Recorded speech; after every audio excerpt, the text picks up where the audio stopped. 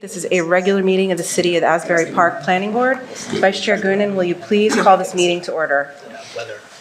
This meeting is being held in compliance with the Open Public Meetings Act, Chapter 231, Public Law 1975. Adequate notice of this meeting has been provided to the Coaster and Asbury Park Press by publication of the annual meeting notice and posted on the municipal bulletin board and municipal website. All notices are on file with the board's secretary. Official action may be taken on the following matters before this board. Fire exits are located on the east and west sides of council chambers, as well as the back of the building. I will ask everyone with a cell phone or other device to kindly silence your device for the duration of this meeting. This meeting is being recorded by APTV. Please join me in the Pledge of Allegiance. Pledge of allegiance to the flag of the United States of America and to the republic for which it stands, one nation, under God, indivisible, with liberty and justice for all. I will now take roll call. James Bonanno. Here. Councilwoman Clayton is absent this evening. Eric Gallipo. Here. Jim Henry is absent this evening. Mayor Moore. Here. Daniel Shenameo is absent this evening. Jen Souter. Here. Pedro Trivella. Here. Vice Chair Mike Goonan. Here. And Chairwoman Barbara Kurzak is absent. All right, first thing we have is a couple resolutions to go through. The first one is the resolution for 302 Atkins Avenue, which was the interfaith neighbors one. This was the one where we were amending the site plan to increase the height of the fence. Did anyone have any comments or notes on this resolution? Not the latest version, right? Not the latest version. There was only one version of the interfaith one. Oh, I'm sorry. Yeah. Talk about interfaith. Got it. Okay.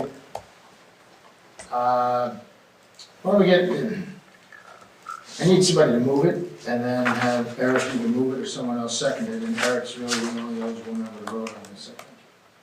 He is. Unless, were you here, Michael? I was here, but I was not eligible to vote on it. Okay, all right, that's fine. All right, well, I make a motion to approve the resolution as written. Okay. Second? Can I second it? Yeah. I'll second Okay, it. it's Yeah, a I'll second it. memorialization, a formal action is taken at the meeting. Okay, you're the second?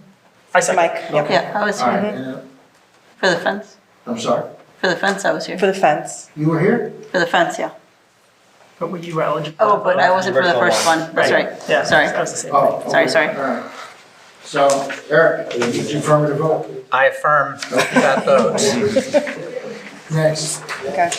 Next, resolution for 1201 Memorial Drive redevelopment plan. These are our recommendations to the city council.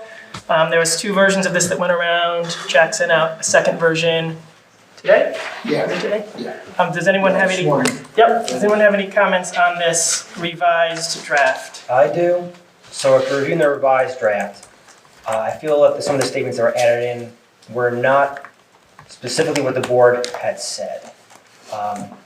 3B and E, right? No, sorry, and 4. 4 calls out and support recommendation 3B above. And 3B, it says that the location, design of sidewalks, and location of the ingress areas for the project, which one isn't a full sentence, but basically the board recommends that the plan be amended to permit vehicle ingress and egress from Memorial Drive. I think what we were discussing was recommending that the city do a study to figure out which driveway or location was more appropriate. And the way this reads to me, especially with 4 saying it's in support of it, is that the board is pushing for it to be a Memorial Drive, and that wasn't the case at the meeting. So I think just with a few different changes to the text, we can just say that the board was in support of the city council approving a study to determine which location was appropriate for the access and egress to this development. Yeah, that's up to the board. The eligible members. You tell me. As far as what we discussed, that's actually what I remember discussing, is that we recommended the city do a study, and based on the result of that study, make a decision about what was the more appropriate egress. Okay. Jen, do you remember similar? I mean, I feel like the way that we discussed it was that we would like to be able to consider a plan either or, and that, either or. And that we also think that the decision should be based on us on data, not just feelings. Like, this is better than that is not as good as some data that drives that decision. That's why I was saying, like, I think where to sit was more about the study rather than, so I think that's more what we should be saying is based on the study, the recommended study. But the way the plan is written, it would only allow it on Fourth. Okay. Right. And so I think the best approach is to say the plan could have either, but there should be a study to say which is better. Yeah, that's fine. So could we say in 3B, the board recommends the plan be amended to prevent vehicular ingress and egress from either Fourth Avenue or Memorial Drive based on the study recommended in number 4, and then number 4 is the study we're recommending? Yeah. Hold on one second.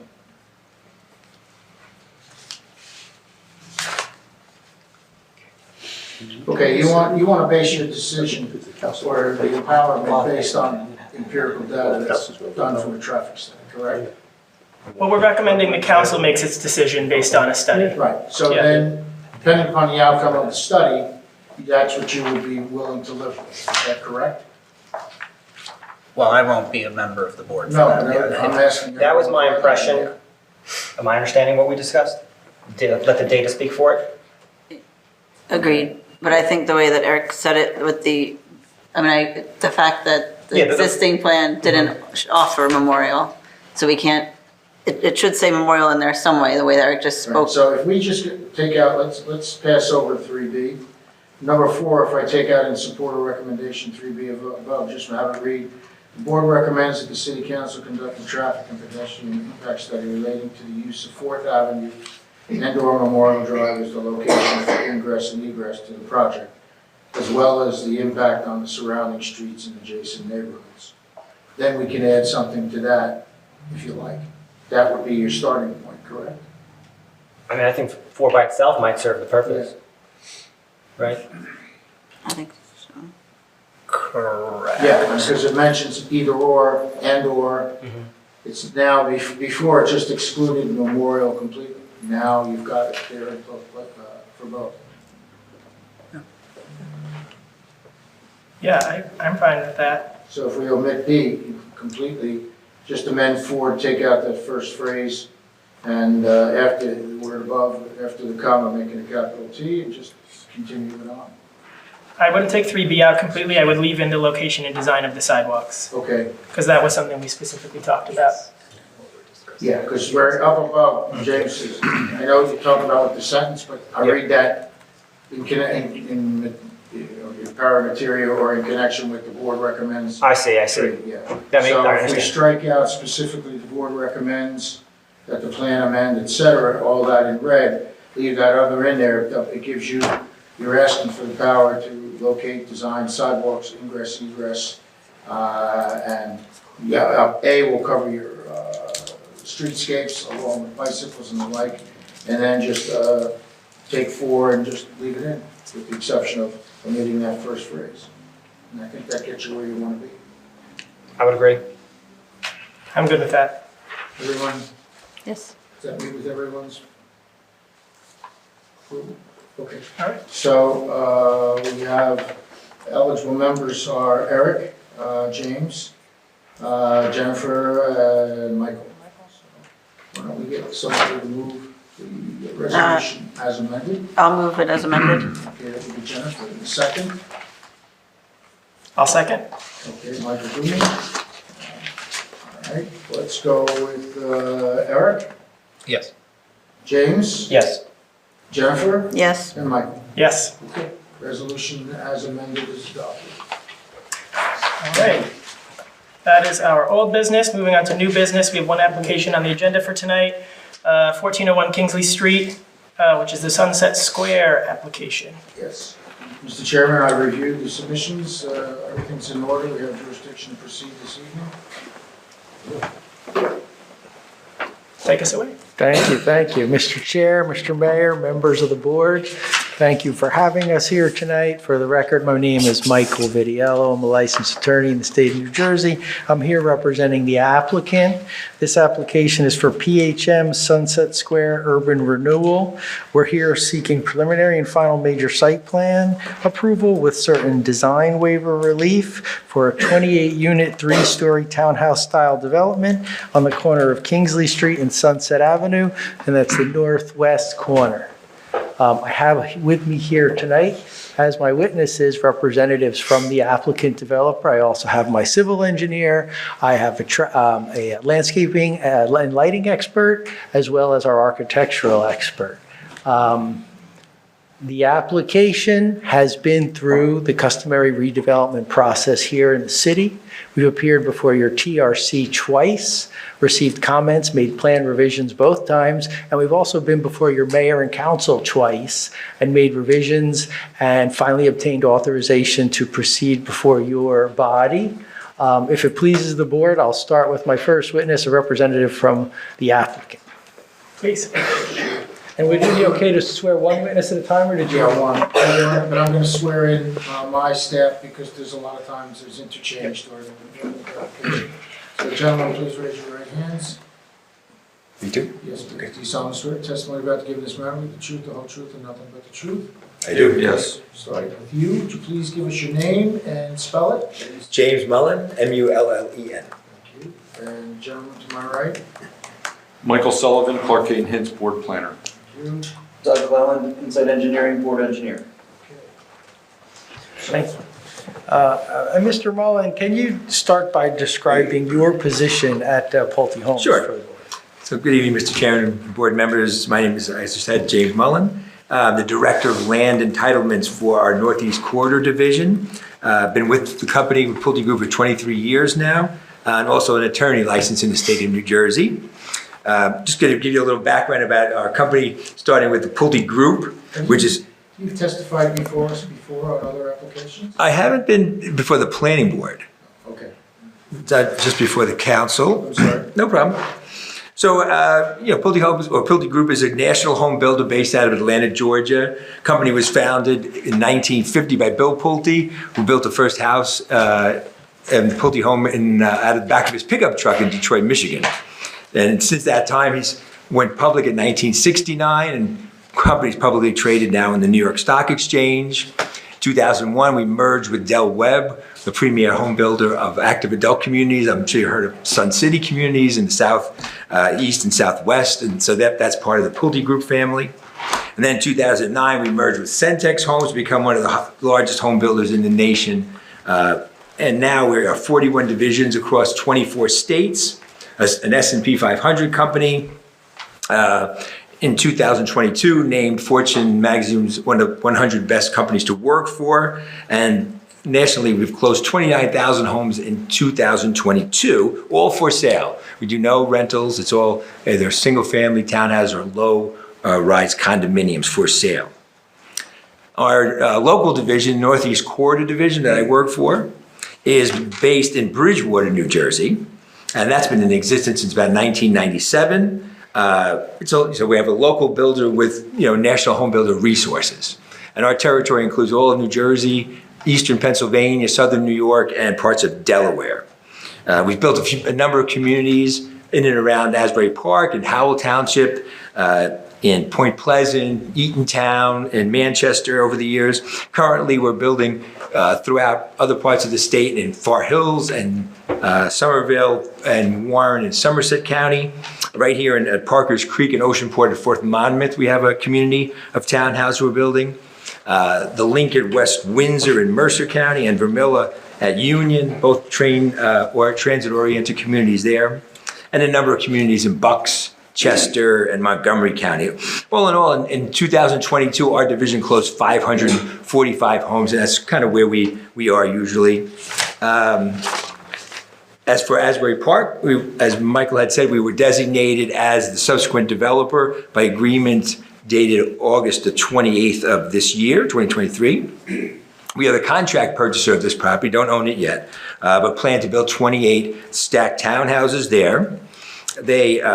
All the common areas will be managed by a condominium association. And so all the townhouse homeowners will be members of that association and will pay dues into that organization. Our homes are what we like to call consumer inspired. So we'll go out and do focus groups and have customers give us input on our designs. And so the 4 models that we're going to be building here are all consumer inspired. You'll get more information from our architect on the specifics of those. And our target market group is affluent and upwardly mobile couples and empty nesters who are looking for the beachfront type of lifestyle. And we think this property is well suited to that. So close to entertainment, shops and restaurants, and of course, so close to the beach. We anticipate that if we get all our approvals, we should be able to start construction in the second quarter of 2024. And then finishing really depends on the market and how quickly we sell, but we figure within about 2 years of that time frame. Very excited to be here and have this opportunity to work in the city. Haven't done anything yet, but we're very excited to get started here and to return this property to some active use. I know it's been vacant for a while. And we think our experience and our resources are just perfect for us to make this a first-class community in the waterfront development area. So I thank you again for the opportunity to let us present this application. We look forward to becoming an active member in the vibrant Asbury Park community. And I'm happy to answer any questions you might have. Thank you. Any questions for Mr. Mullen? Questions from the board? I thought you said 2 years. I thought I read in one of the reports, it says 1 year. Again, market driven, Oh, yeah. but if we could do that, absolutely. But I'm just, want to make sure we don't set expectations that are, Thank you. Any other questions from the board or our professionals? Thank you. Thank you very much. Members of the public, Oh, yeah, right. Any- question or witness based on the testimony he gave? No? Okay, thank you. So I'd like to now present our civil engineer for the project. We'll put her qualifications, her identification on the record. Okay, please raise your right hand. Solemnly swear testimony about to give this matter be the truth, the whole truth, and nothing but the truth. I do. Please state your name for the record and spell it. So my name is Lena Balorda Barone. That would be Jelena. Last name B as in boy, Alorda hyphen Barone. You gotta do that again. Unless you have a card. I have a card. May I have it? Sure.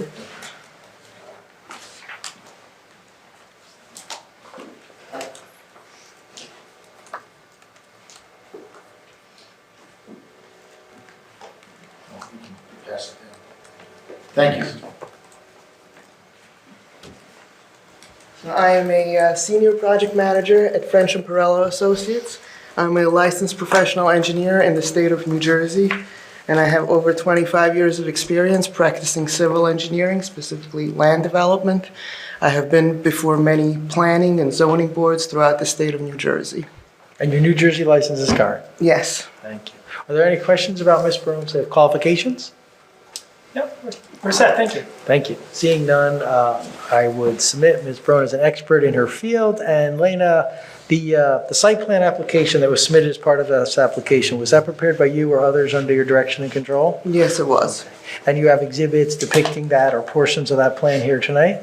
That's correct. What you see on the screen is an exhibit titled Aerial Exhibit, prepared by French and Perello Associates. Can you make that A1? And it's a aerial photograph of the project site with the site outlined in yellow. To give you an orientation, you see the site as it currently exists. It is undeveloped. It's being used for trailer storage. And the surface cover is mostly gravel. The access to the site is currently off of Sunset Avenue. It is known as Block 4205, lots 2 and 3, and it consists of 0.77 acres. The site currently fronts on 3 public roads, Sunset Avenue, Kingsley Street, and also an unnamed alley to the north, across to Kim Marie's restaurant. Has that alley been documented as a public right of way? Yes. It is public. It doesn't have a name, but it is public right away, yes. Yes. The site is located within the Waterfront Prime Renewal Area in the North Shore District. Michael, if you could go on to the next exhibit.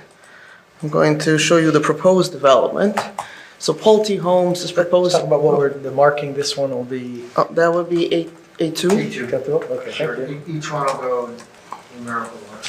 And that exhibit is a title landscape plan, also prepared by French and Perello Associates, and it's a rendering of the landscape plan, color rendering. So what we're proposing are 2 buildings, each containing 14 residential units for a total of 28 multifamily units. We're proposing 14 2-bedrooms and 14 3-bedrooms.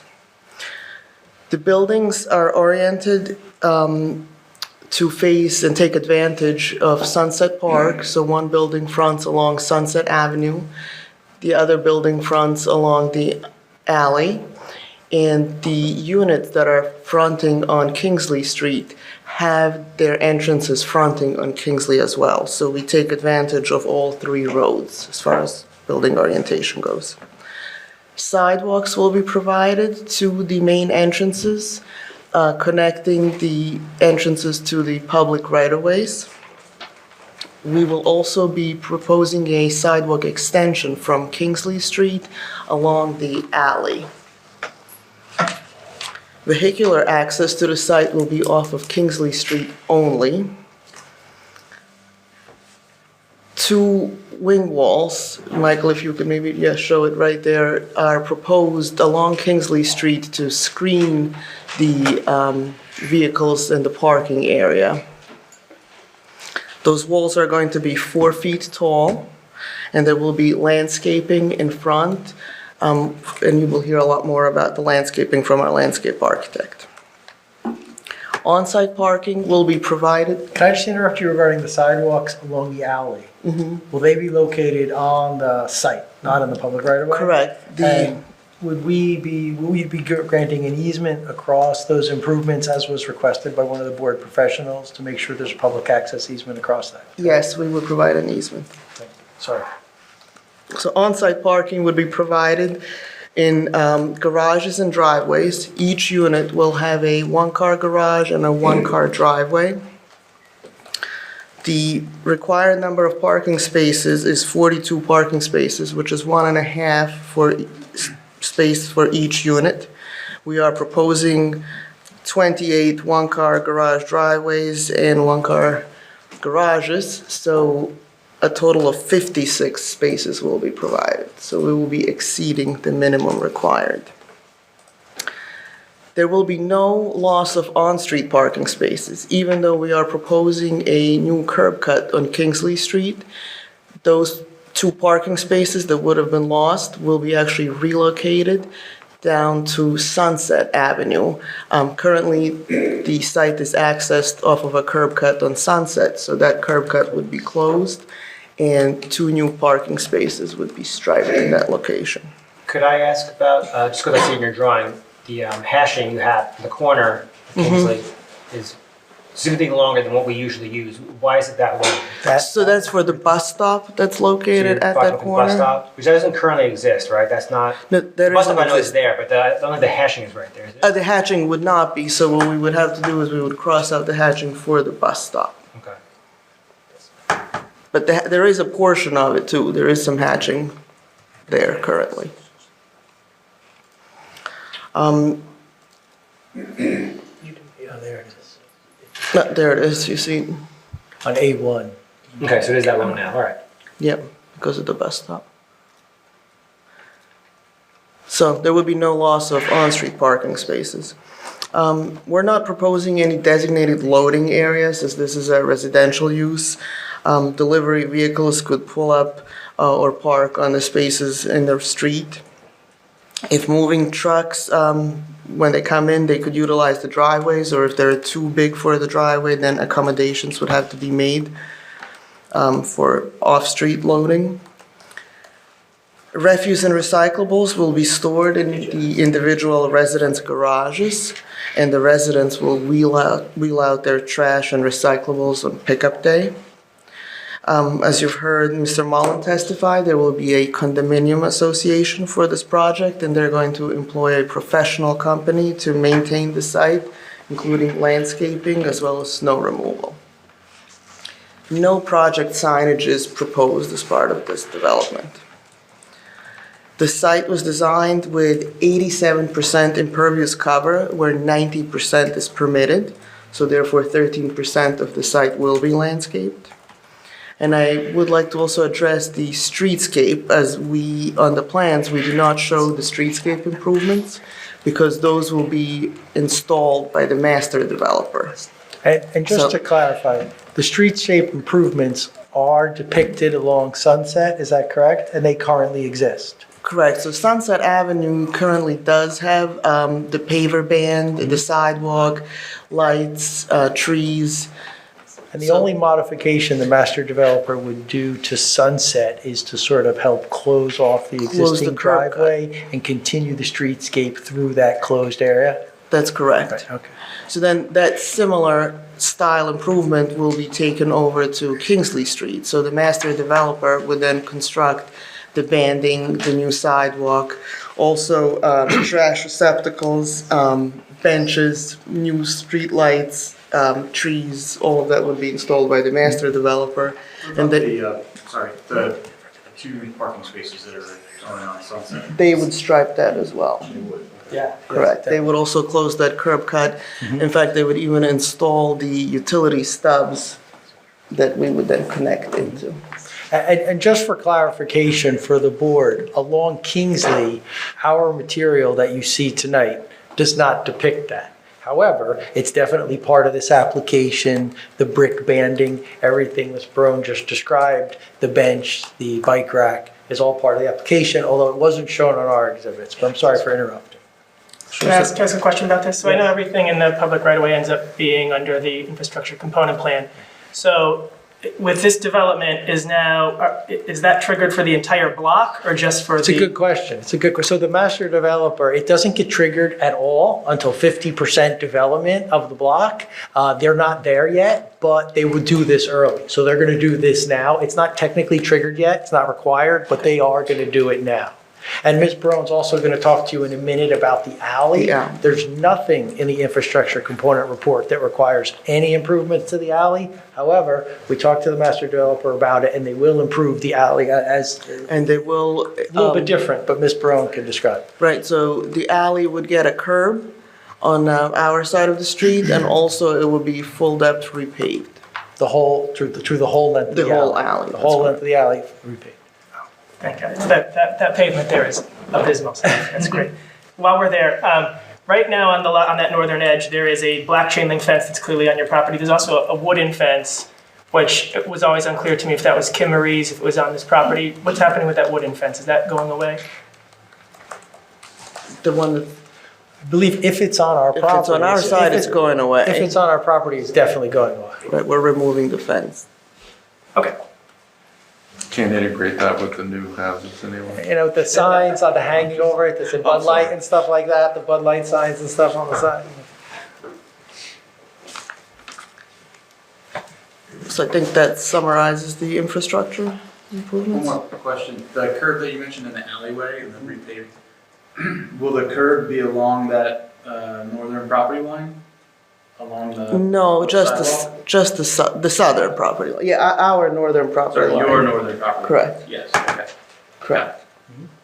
I just have a few more questions about infrastructure. So I know that the sidewalk improvements have already been made along Sunset. Right now there's 5 tree pits. There's no trees in 4 of them because they've died. I see on your plan there's a plan to replace them. They're not London plane trees. Michael, is there anything with species that we need street trees to be in the waterfront? Well, I think the waterfront redevelopment plan calls out several types of species that are thought to be both urban tolerant and tolerant of some of the effects of the ocean. So London plane trees, I believe, Zelkovas, and a couple other trees. So one of those species, but it's really, Okay, so you guys are good. it doesn't have to with be the trees that shown are on here? specifically on here because it's ultimately going to be in a construction document for the master developer. Great. As long as we know there will be a tree. That's Yes. what we're looking at. The engineer for the master developer did point out that he was aware he was missing some trees there and that those were going to be restored also. And then my last question about infrastructure is utility poles. Right now, there are a few on Kingsley. I feel like one of them is going to be right where your driveway is. What's the plan with undergrounding those or? So the master developer is working with JCP&L on putting in underground infrastructure. So the development will be fed off of an underground system. So they're going underground. And you may not know the answer to this, I'm just asking since we're talking about it. So will all of the above ground utilities ideally be removed from this block or will they still remain along the alley and on Kingsley? My understanding is that it's going to be removed. Okay. I know it's a little out of scope, but if we know, we know. It's part of, as the infrastructure report, it's part of the infrastructure report, but that's our understanding. That's our understanding. Thank you. Yeah, thank you for bringing that up. I forgot. So then to move on to some more technical items, the grading and drainage, the site is relatively flat. It drains from the west towards the east. Runoff is captured in an existing street system. The proposed disturbance for this project is actually less than 1 acre. The increase in impervious is 0.15 acres, and there's a decrease in motor vehicle surfaces of 0.287 acres. So if this project were a standalone project and not part of the redevelopment area, it would not be considered a major development and therefore would not need any type of stormwater management. But stormwater management measures are proposed because the NJDEP reviews this as part of the overall redevelopment and thus considers it a major development. Only a very small portion of the site is in a floodplain, which is below elevation 10. And in fact, my firm has performed a hydrologic and hydraulic analysis of Sunset Lake, and it was calculated that the fluvial flooding associated with the lake is elevation 9.8, which is less than the FEMA tidal elevation of 10. Therefore, the FEMA tidal elevation of 10 is utilized for our design, and this was confirmed to be correct by the NJDEP. So as part of our stormwater management approach, we're proposing 5 small-scale green infrastructure best management practices, which are essentially 5 basins. The north and south sidewalk will have a basin under the sidewalk, which is an infiltration basin consisting of permavoid units, which are essentially like an underground storage unit that's rather flat. I don't mean to interrupt, but don't you have a diagram that shows this? We do. If you want to maybe go to It might be sheet easier 4. for folks to understand it if that diagram were. That one. So it's actually color coded. So the Mark this A3. basin shown on the north, which is the red one, that's one of those sidewalk infiltration basins. The purple basin to the south is the same type of basin, also an infiltration basin under the sidewalk, and those capture portions of the buildings. The orange and green are under-drained porous pavement basins, and the yellow is an infiltration basin that's in the porous pavement. I also want to note that the underground systems below the pavement have been designed to handle the occasional truck traffic, as we are expecting that a garbage truck would need to access the site, and also in case of an emergency vehicle access. So all those basins will be connected and have one pipe connecting into the existing 18-inch on Kingsley Street. We have submitted to NJDEP, since they're reviewing this project, for CAFRA compliance. We initiated the submission in September of last year and then resubmitted based on their comments in February of this year. And we just received 3 minor comments on November 15th to address, which we will be able to comply with. I also want to note that a separate flood hazard application is not required for this project because that part of the rules is being reviewed as part of the CAFRA review. Could I just ask a follow-up to that? Sure. Are they holding you to anything in terms of zero net fill or? So we proved that it's tidal Okay. because our fluvial analysis was elevation 9.8. So they concurred that it is tidal. Got it, thank you. We did also obtain the SCD certification in December of last year, and we also obtained a letter of no interest from Monmouth County this year. As far as the remainder of utilities, we will be proposing a sanitary sewer connection to Kingsley. This project does not require a treatment works application because we're just under 8,000 gallons per day of sanitary sewer flow. We will be, actually, we have already made contact with New Jersey American Water because we need to provide service, water service, to both buildings that will be off of Kingsley Street, so we've been in discussions with them. And as far as electric and gas, we have, as part of our TRC review, moved all of the meters and connections to the west side of the development so that only the walls facing the west side will have the meters. We also have appropriate landscaping to, soften the look and somewhat screen it, but we can't fully screen all those meters because access is needed for the utility companies to read them. So there would be no meters along Kingsley Street. And as you heard, we just discussed that everything will be eventually fed, or rather there will be an underground system to feed this development. Thank you. Thank you. We are certainly open to questions. We know there may be a couple of items in your municipal reports that we may not have touched on the engineering items. We'll make sure we do that too. But if there were any questions from board members or board consultants or the public, we'd be happy to take those. I have one question about that I saw in the report. I mean, there'd be testimony around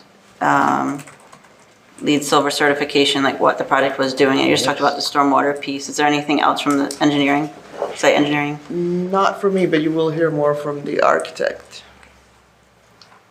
Are we going to hear, is there another person who's going to talk about landscaping? Yes, we have a landscape architect that would address that and lighting.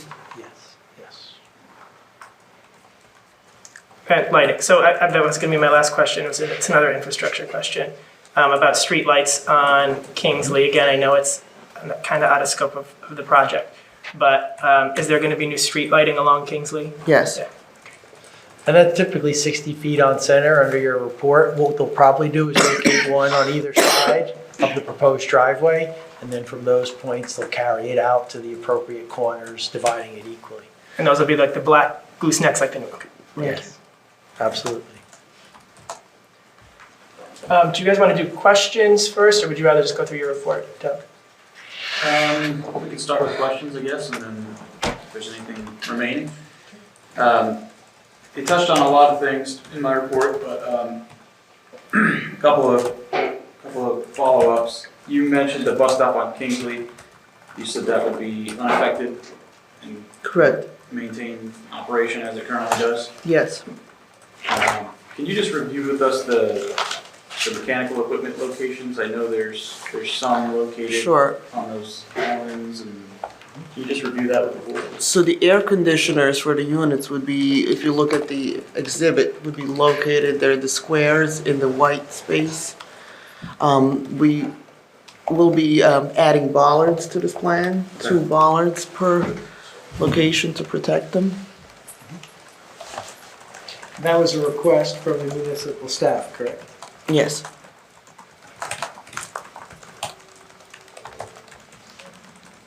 And then I guess, is there anything else on the roof or along the sides of the buildings in terms of gas or electric meters? So the gas and electric would be on the west wall of Okay. each of the buildings. As Ms. Pearl said, originally we had some of the metering on the other side facing Kingsley, and based on comments from the TRC and the mayor and council, all the meters were moved, everything was moved to the western side of the building.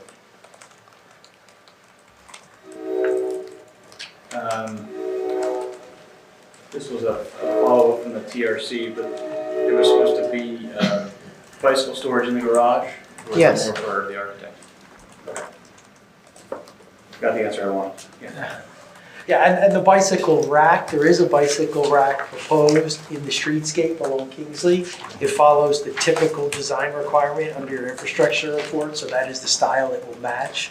So there's additionally going to be one there for the public. And then, so could you just elaborate on the refuse and recycling pickup? Is this meant for public pickup? Or? That would be the intent, yes. Okay.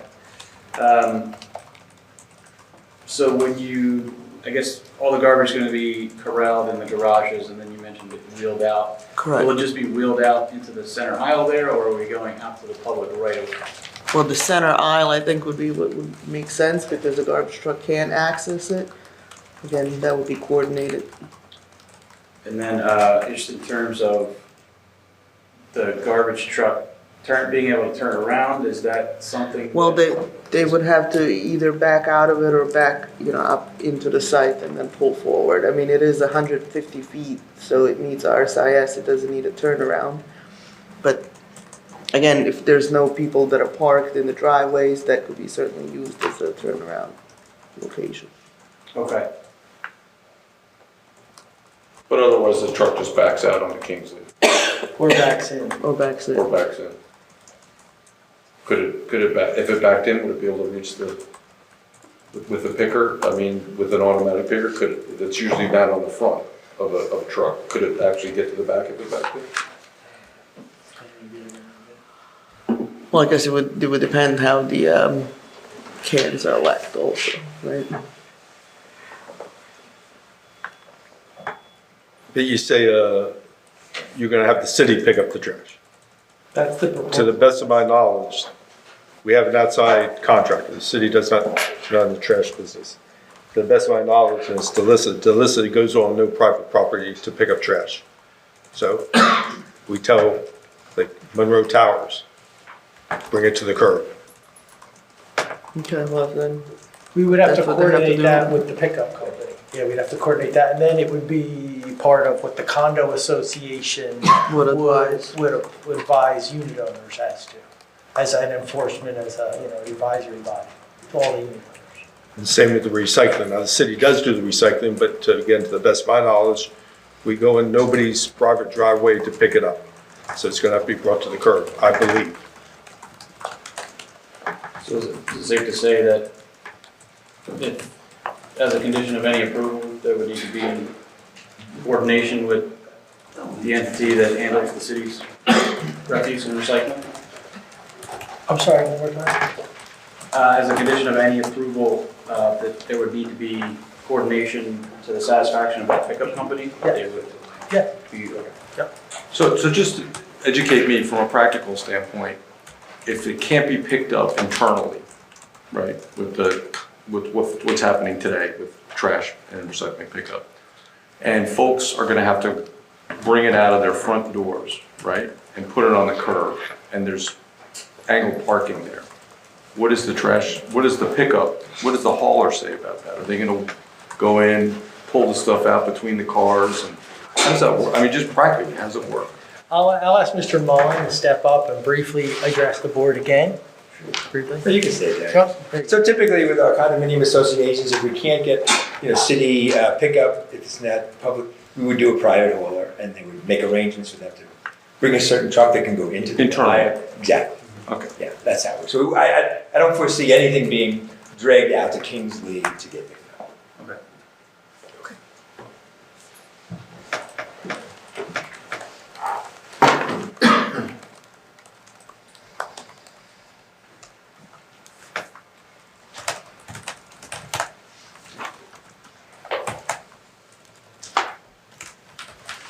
You mentioned no treatment works approval being needed. I would just ask that we confirm that as a condition of approval. Sometimes I've seen for 2 buildings, they sometimes require the TWA approval. that would be the maximum allowed without getting it for a third building. It's 2 or less. Okay. I just did verify that, and also, like I said, the Got it. flow is less than 8,000.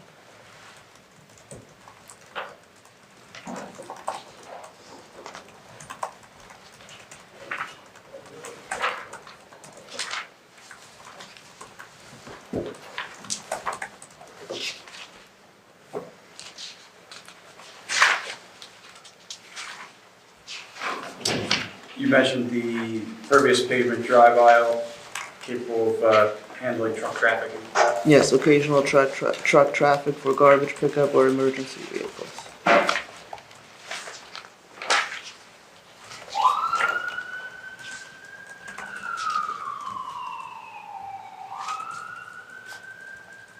Okay. And then there's some more technical related comments in our report related to stormwater. I'm guessing would you agree to comply to those as a condition of any approval? Yes. I have some more questions in terms of lighting, but we'll defer those until later. And then, I mean, we can go through the letter, or if there's anything specific the board wants to see, we can handle it that way. Is there anything in our letter that you would not agree to comply with? No, there is nothing. Okay. No further questions from me at this time. Or do you want to run through your report, or if they're agreeing to comply with everything, are you satisfied? No, they've agreed to comply, so, It's on the record, to be a condition. Okay. Well, should we we're just looking at the site plan completeness review. okay. Item 3, all existing utilities within 200 feet of the subject property have not been provided. We have no issue to the board temporarily waiving this requirement with this information Yeah, so that it's limited to the frontages, but is it temporarily waiving or just waiving the requirement? We would request that, well, what are you providing? Can you describe where you're providing? We're providing utilities along Sunset and Kingsley, but, you know, we don't want to be providing all 200 feet. yeah, we're basically saying in that comment that we're okay with it being limited to the direct frontages of the property. Okay. Yep. We're on the same page. Yep. Literally.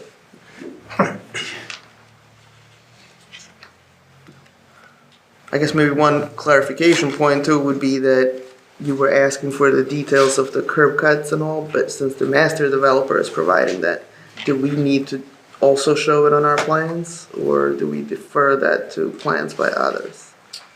If it's specific to the public right of way, then I would agree that you would not need to provide it. If there's Okay. any other curbing or sidewalk on site, then Right. definitely. But if it's specifically only related to the public right of way, then I would agree that.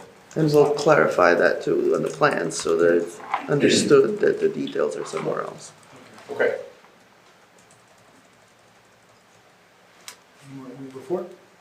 We have no other issues with the report, complying with all your comments. Okay, so I'm good then. Thank you. Michael, were there any things in your report for the engineer?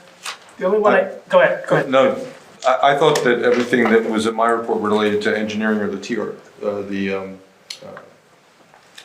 TRC requirements were addressed. Yeah, the only one, I'm not sure whose report But if was you have it. a question of something Well, that I may there have was a missed. question about screening of the HVAC, and I'm not sure who that would go to. If it's, That would be. So that, yeah, there's the utility meters, which No, are on the west side, but the HVAC units in the drive aisle, yeah. in the drive aisle. Can you tell us more about the screening of those? So they would not be screened because around them, you also have, there's a requirement to leave them open as well. And then you see there's parking surrounding them. But we did provide those wing walls such that when you're looking down from Kingsley Street, you are not going to be looking at the parked cars. So it does limit your views and kind of narrow that opening. Yeah, from our perspective, because they're located internal to the parking lot and not on the periphery of the site, we didn't think that there was any more, any other measures warranted just for the AC unit. Oh, great. What is the wing wall constructed of? So it's a masonry 4-foot wall. Those are gonna read, I was waiting for the architect. Well, that would match the That's an architecture, right? This is not, Right. yes. Yeah. It's more of an Those were architecture. added as a previous requirement of the TRC and the mayor and council, so those walls were added as in response to. Yeah, my only comment about it, and this can go from engineering and screening into Yeah. the site, into architecture, is they're not tall enough. They need to be sufficient so that you can't walk by and see in there. And if you need, and add some plant material for them so it's soft, but I think they need to be higher proportionately. They should feel like, and the way we talked about it at the TRC, we talked about them being really an extension of the building from a standpoint of materials. And also, from a standpoint of the scale of it, it shouldn't feel like 4 feet's not good enough. So we'll talk more about that when the Right. architect comes up. Okay. Thank So, you. understood. And then there's definitely no reason to worry about the parking's gonna overshadow those. The cars will be the screening. Yes, exactly, that's right. Any other questions from the board for this witness? I had just one, and maybe I just missed it. EV on site, EV. So chargers will be offered as an option to the buyers in the garages. So in each garage, each unit could have their own charger. It's an option to each townhome buyer. But they all will be wired so that they can pick it based on whatever Yes, proprietary charger they want, correct? The chargers, yeah. Right, so every unit, every garage will be wired for EV charging. And how, maybe it's because they're individual garages, because in a larger parking structure, you'd have to have 15% within 5 years or 3 years. That doesn't apply here. It's different, As long as they're wired. and it's different where you have ownership like this and you don't have common parking areas. They have individual places, and if you could go in there and say, well, we're gonna put in this brand of a charger, but if that person doesn't have that brand of a car, it might not work, so. Anyway. So as long as they're wired for it with this, like you're wiring a washer dryer or something. Right. Any other questions for this witness? She's not going anywhere, so if you forget, we'll drag her back, Before you go, does anybody in the public have any questions for this witness? Please, you go up to the microphone. Oh, right behind you, sir. Sorry. Sir, please identify yourself and your address. Stephen Jaker, 303 Sunset Avenue, Thank Asbury you. Park. You can ask questions of the witness. Yeah, I have two questions. First one is the alleyway. Who's responsible for maintaining the alleyway? Because our experience, big garbage trucks really tear up that pavement. So the pavement will be replaced by the master developer. And the alley is not on our property, so that is actually It's a city. public right away. It's a city alley. So you have a right of way on that and that will be taken care of? Well, we don't own it, the city owns it. Oh, the city owns it?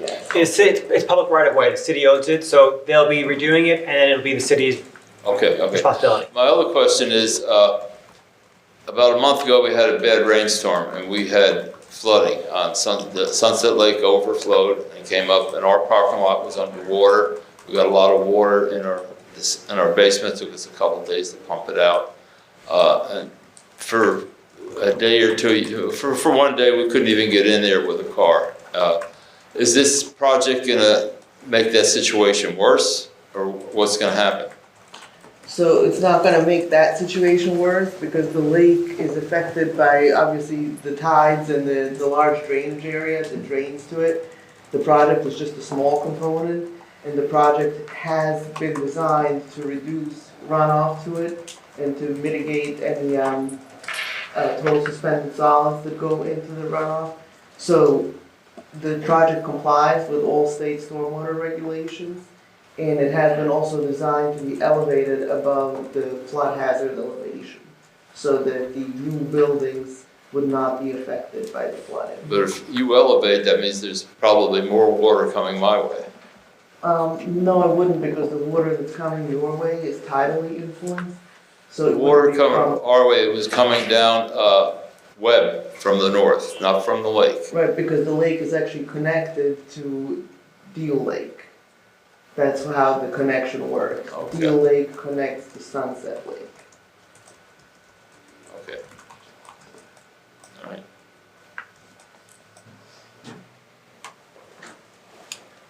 Are there any other questions from the public? All right. Next witness. Yep. Thank you. Thank you. I'd like to present my architect.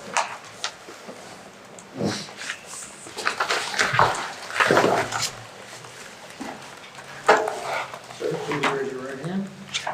Solemnly swear the testimony about to give in this matter be the truth, the whole truth, and nothing but the truth. I do. Please state your name for the record and spell it for us. My name's Jack Raker, R-A-K-E-R. Thank you. Jack, can you describe for the board your education and your work experience as a licensed architect in New Jersey, please? Sure, I have a Bachelor's of Architecture from New Jersey Institute of Technology. I've been practicing in the field of architecture of this type for the past 25 years. I'm a licensed architect in the state of New Jersey. I've testified before this board and numerous boards in the state of New Jersey. Thank you. Are there any questions regarding Mr. Ricker's qualifications? We're set, thank you. Thank you. So, Mr. Ricker, you or others under your direction and control have prepared the architectural material for submission as part of this application, is that correct? Correct. And you have exhibits regarding that with you tonight? I do. So using those exhibits, and we'll mark them as you go, can you please describe for the board what we're proposing and the architectural aspects of that proposal as they relate to the redevelopment plan? Absolutely. Take us to the first site plan slide with the building plan. A4?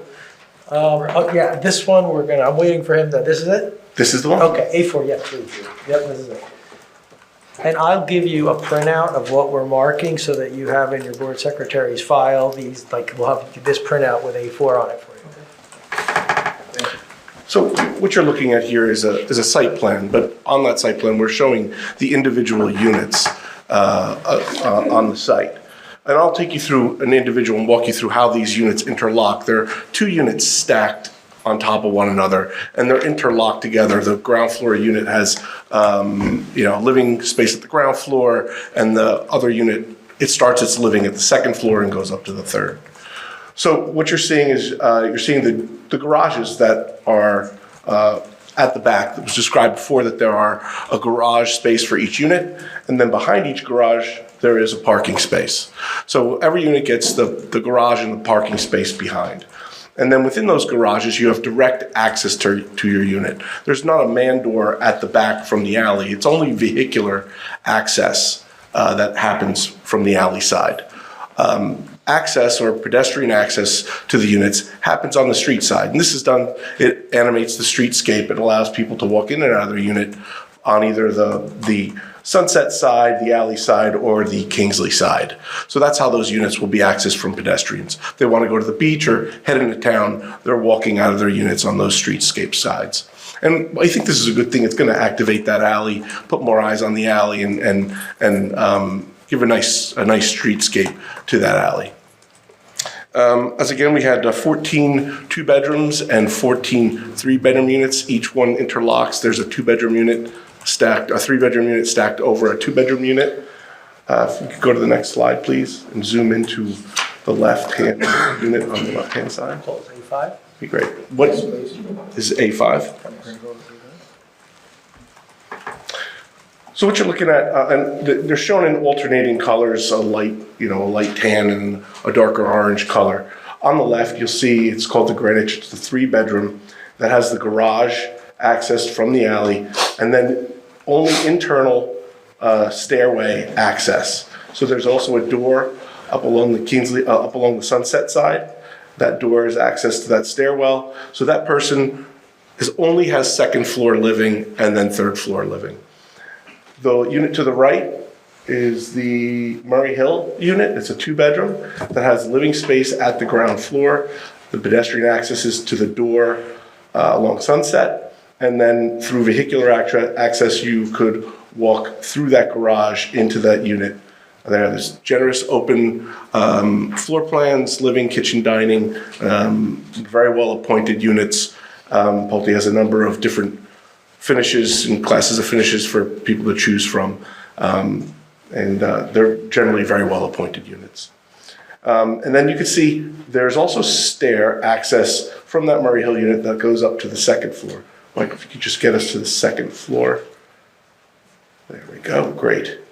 So that stairwell comes up. You can see the Murray Hill is toward the front, toward the Sunset side.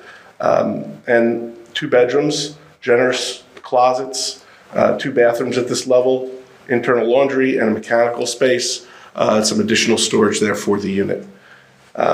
So the units range from about 1,100 square feet up to about 2,000 square feet, depending upon where they're located along this level. And then just zoom into that again, Michael. I want to talk a little bit about that. So the Greenwich unit you see is a 3-bedroom. That stair comes up from below, and a nice large open living and dining space, the kitchen, and a powder room at this level. And we can go up to the next level. And the Greenwich unit gets full access to the 3rd floor. So that's where you get the 3 bedrooms and the 2 baths at this level. Master bath suite with 2 large generous closets, and then a 2nd bedroom. Additionally, that 3rd bedroom option is there to be utilized if needed. But it could also be a 2-bedroom den if someone so chooses that option in the layout. Okay, I think we can go to the next slide. No, next one. Okay, we'll talk a little bit, stop here, and then we'll go to the perspective This will views. be A6 for the record, please.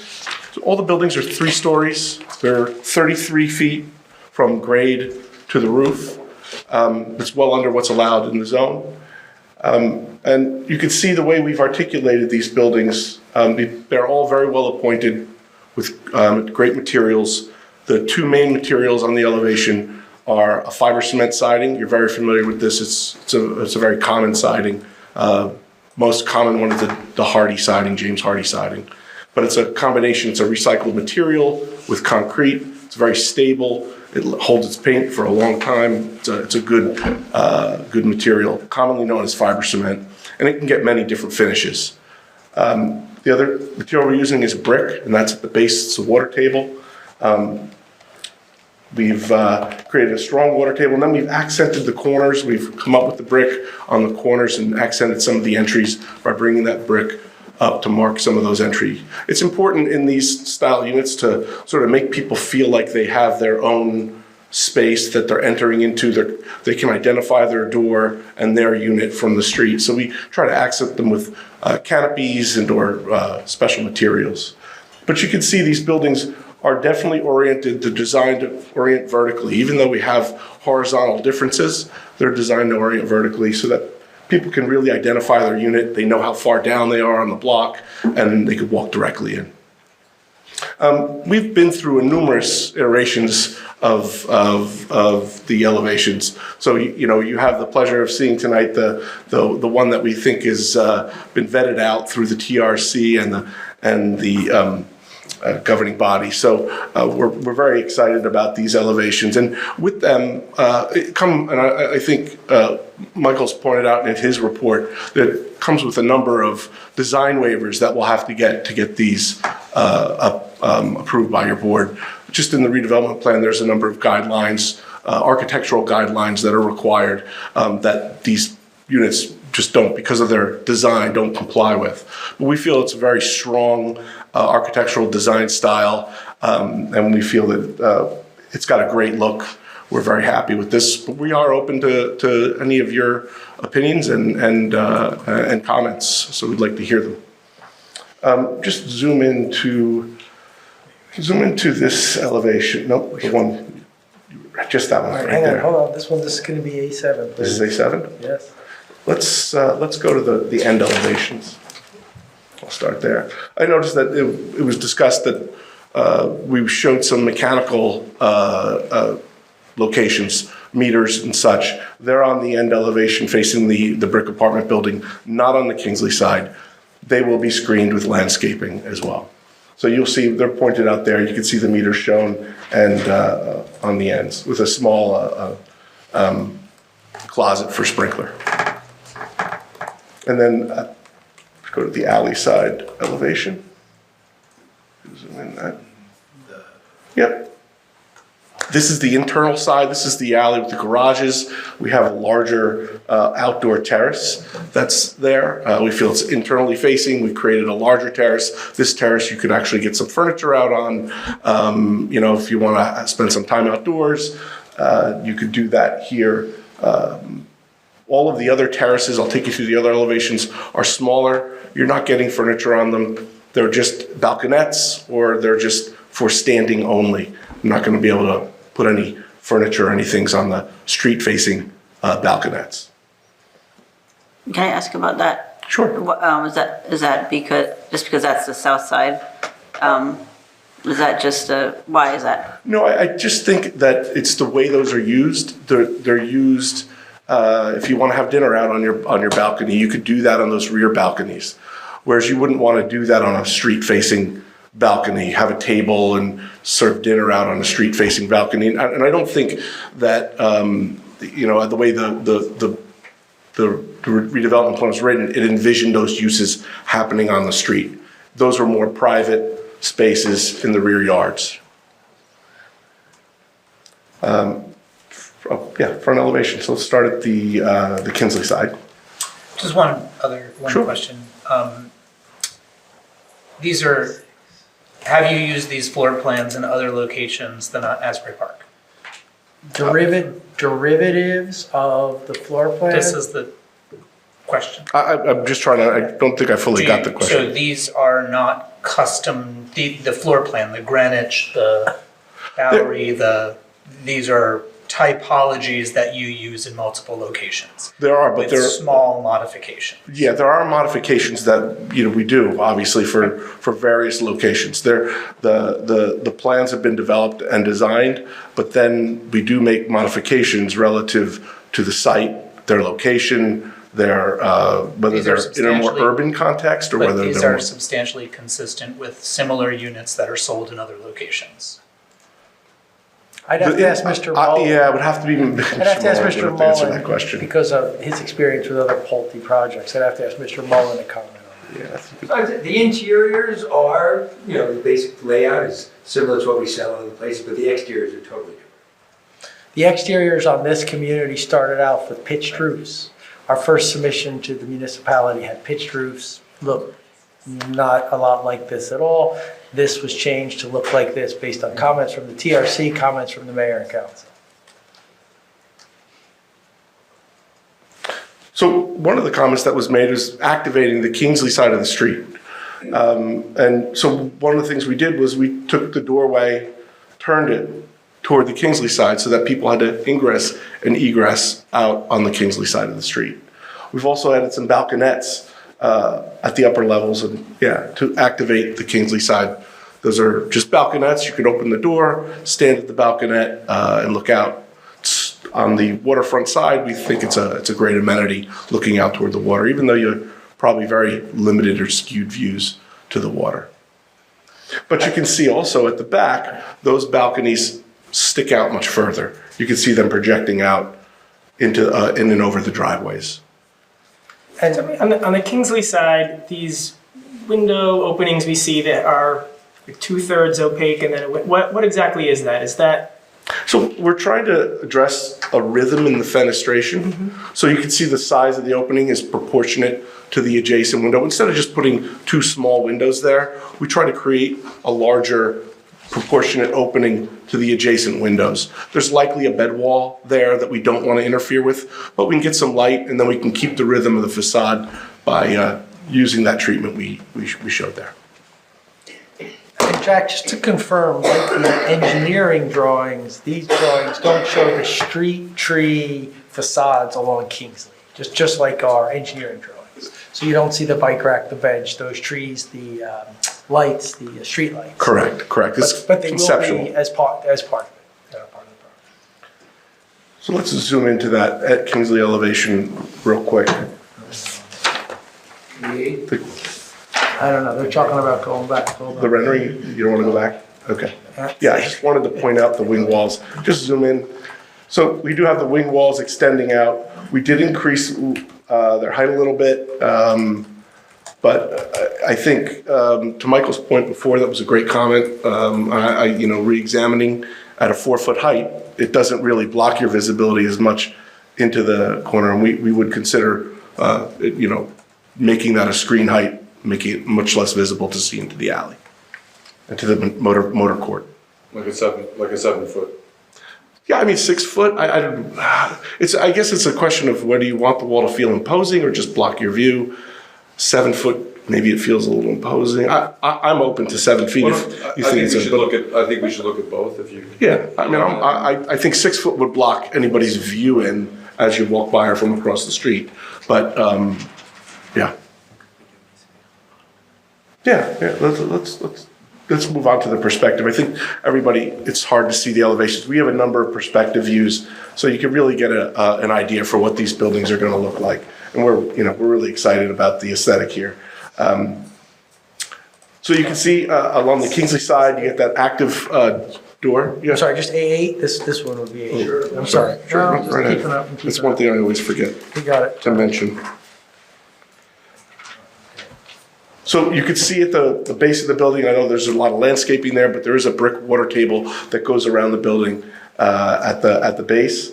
We have a hardy panel, which is the fiber cement panel. It's just a flat sheet of the fiber cement, and there's different types of joints you can use. We're doing a reveal joint here in these sections. We also have two colors of the fiber cement siding. We're doing a light tan and sort of it's called Booth Bay Blue in the hardy color. It's a bluish, grayish material. And then we also are utilizing, there's a wood look material that's hardy. It's just finished in a wood look, but it has the same durable, stable components of the hardy siding. And you can see those accents there in the fenestration along Kinsley Street. We also have some sunshades. So at the base of the building, we have the brick, the canopies at the entries, and the hardy. The middle really doesn't get any sunshades or brick. And then the top, we have sunshades and the variation in the cornice lines and that create accents over each individual townhouse unit. And just what you're looking at now, that'll be A9. I'm sorry. You're moving pretty fast. No. Okay. So here you can see better the balconettes along the entry, along the second and third floor toward the motor court side, and then the individual private entries to those units on either end. And then that would be the height of the wall. And as you can see over. The camera view from where we're showing it right here is probably about 12 feet up. It's not a natural eye view. It's a little bit higher. But we could increase the height of those walls to block the visibility. I do have materials. If you want to see the actual materials, I do have them here. We could show them to you, but you could just take a look up here and you can get the gist of what they are. We have the fiber cement siding, many different types. This is A10. A10. Thank you. And we have to mark these as well? Check. Well, they're actually, typically as people, when they give us these items to look at, they leave them. We can leave them. We can leave them. Yeah. That's absolutely fine. We have the record. Oh, okay. And then this image will do They 811. make it A11, the Okay, photo A11. rendering, but the actual Okay, gotcha. articles themselves, the Thinking the same thing. So you can feel the material. It's it's a high quality material that you're touching there. They're all, great durable materials for this down the shore.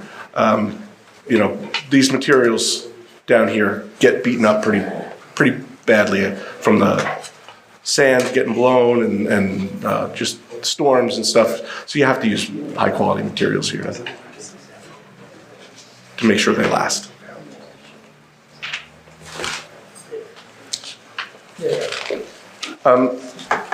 The next thing we have is we were asked to do some accent lighting on the corners of Kinsley.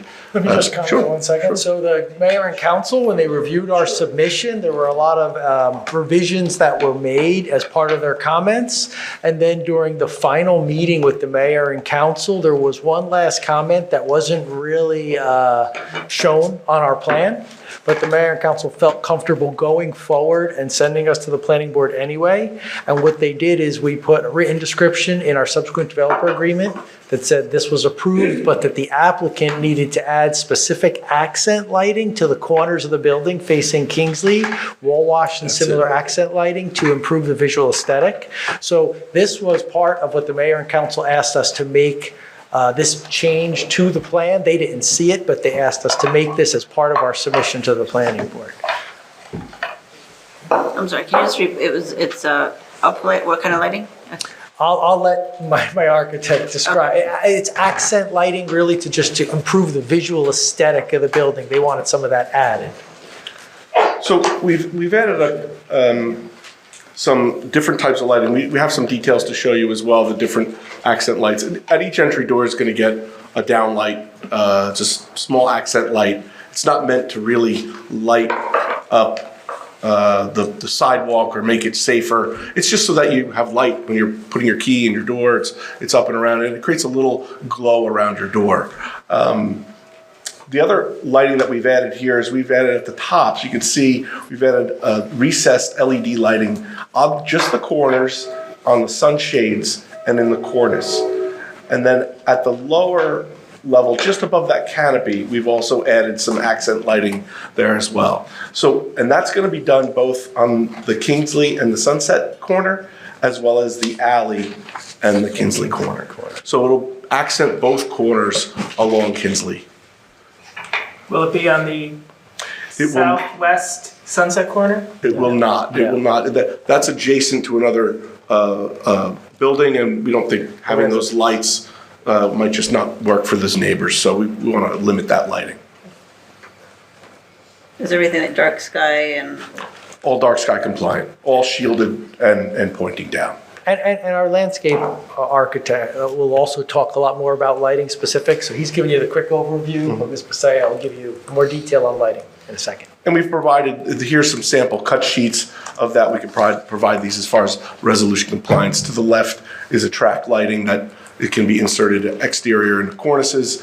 We have a sample of that downlight at the entries. And then there is a sample of the landscape lighting that just provides some accent at the landscape level.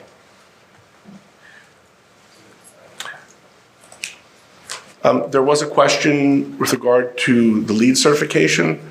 There's any number of items that we're going to do. They were actually part of the redevelopers agreement. We provided a list, a checklist. The checklist was what our intentions were to comply with.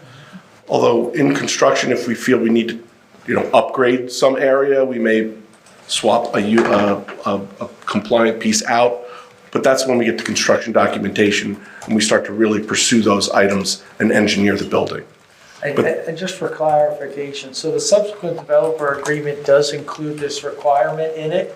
The subsequent developer agreement also includes a checklist that's attached.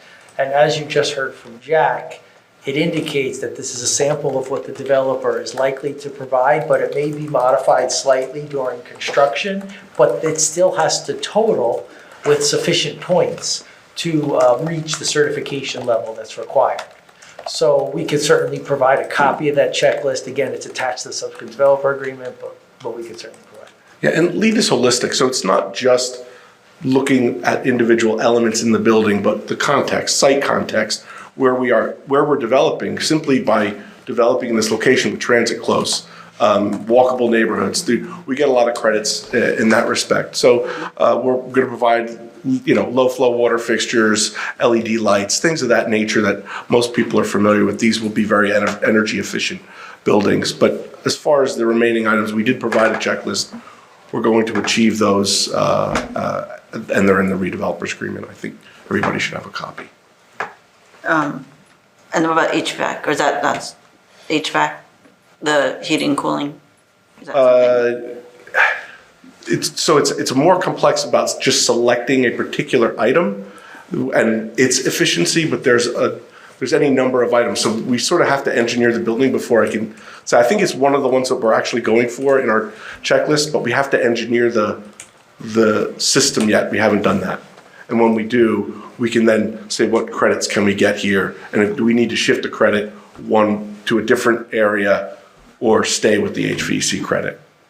And because since I didn't see it this round, it would be great to see that list again. But you think that it was checked for energy efficiency? Yeah, it's definitely one we would look to get, but until we engineer it, we may have taken 2 credits for that. And again, it's like in LEED, there's a large complexity for the number of credits you get for each individual item.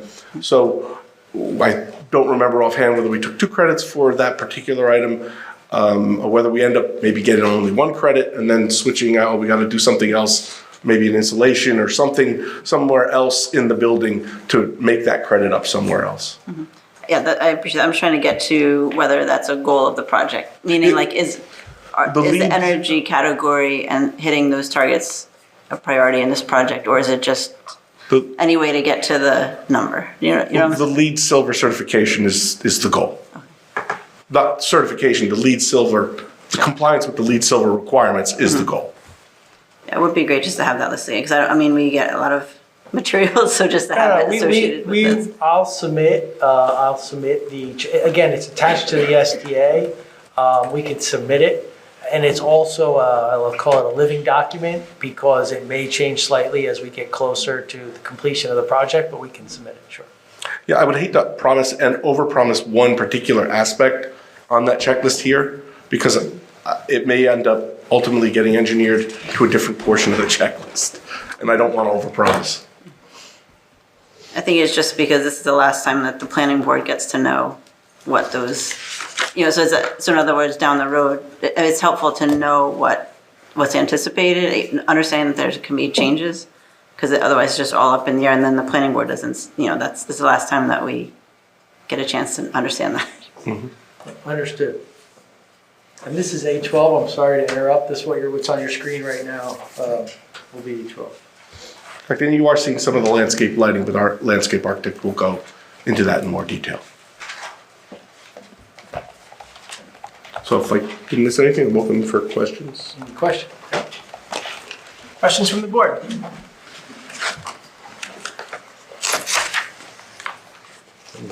No. Questions from our professionals? I think we did talk about the wall. Hey, can we talk more about it though? Yeah. Do we want to settle on a height? Well, I think 6 feet is probably the height. I just don't know how it works with the elevation of the building. I think it's going to have to be tied in to make sure that it works. Can we do a range of 6 to 7 feet? It's lower than the first floor, so it's got to find some happy place to be below the first floor, second floor grade. Okay. I mean, could we set up a range? That's a reasonable. That's what I was going to say. Do we want to say like 6 to 7 feet? I think it's a 6 foot minimum, but architecturally, it's got to work with the rest of the building. Okay. Great. Do you want to go through your report? Or is there? Well, I think if there's anything that they disagree with, they've addressed the lighting, and that'll be addressed more. Is there anything in our report that you need to focus on? No, I mean, we've requested a number of the design waivers that, we've talked about. I didn't have to go, do you want me to go into each one individually? Mr. Sullivan lists them right in section 3.1 of his report. He starts with a nice short summary of the design waivers we're requesting. We are requesting those waivers, but go ahead. Yeah, I mean, if you want, we can go through them, but just roll through them very quickly, just identify what they are. Okay, one is some fixed window. We do have fixed windows on the project. I haven't identified which ones they are yet. We will have, some will be fixed and some will be either awning type windows or casement type windows. We'll comply with all light and air requirements. We always do comply with the light and air requirements that are by code. The building frontage, harmonious. This is the one that points out some of the other buildings that are adjacent, the brick buildings that are neighbors. We are using a brick material, but it is not an all brick building. I just think that this is a much lighter, better aesthetic than an all brick facade. Right. It departs from the context, is essentially what we're saying here. And the redevelopment plan, the waterfront redevelopment plan requires harmonious with the context. This building, in contrast, in terms of brick, the buildings that it's talking about and are supposed to be harmonious with in the district are really more punched windows. They're more masonry and wall than they are openings with the windows. These flip that. And actually, it's part of the lead. I think that's going to be part of your lead in terms of natural lighting. Most likely. And it also is supportive of healthy living environment. So that's why they're different. Let's say that. Yeah, they're different. The other one is base, middle, top, and creating a line at the base, middle, top. I don't believe we literally comply with that. We have a base, middle, top. It's just not defined by some type of horizontal design line. So we'll be seeking that a waiver. We'd like a waiver for that. Wall finishes, visual equivalent materials based, easy to repair. Those at the middle of the top, is that? Building parts, part 1. Oh, it's the number and type of materials where 2 are allowed. We are only proposing fiber cement and brick. However, the fiber cement isn't meant to look like one material. It has a bunch of different aesthetics. So I think that was a waiver for the number of materials. Windows are flush or have a slight recess. We are proposing a flush window type. We do have some areas where we left windows out, and then some areas where we've built frames around to make them a little deeper, to create a little bit of a shadow line. So we're going to need a waiver for that item as well.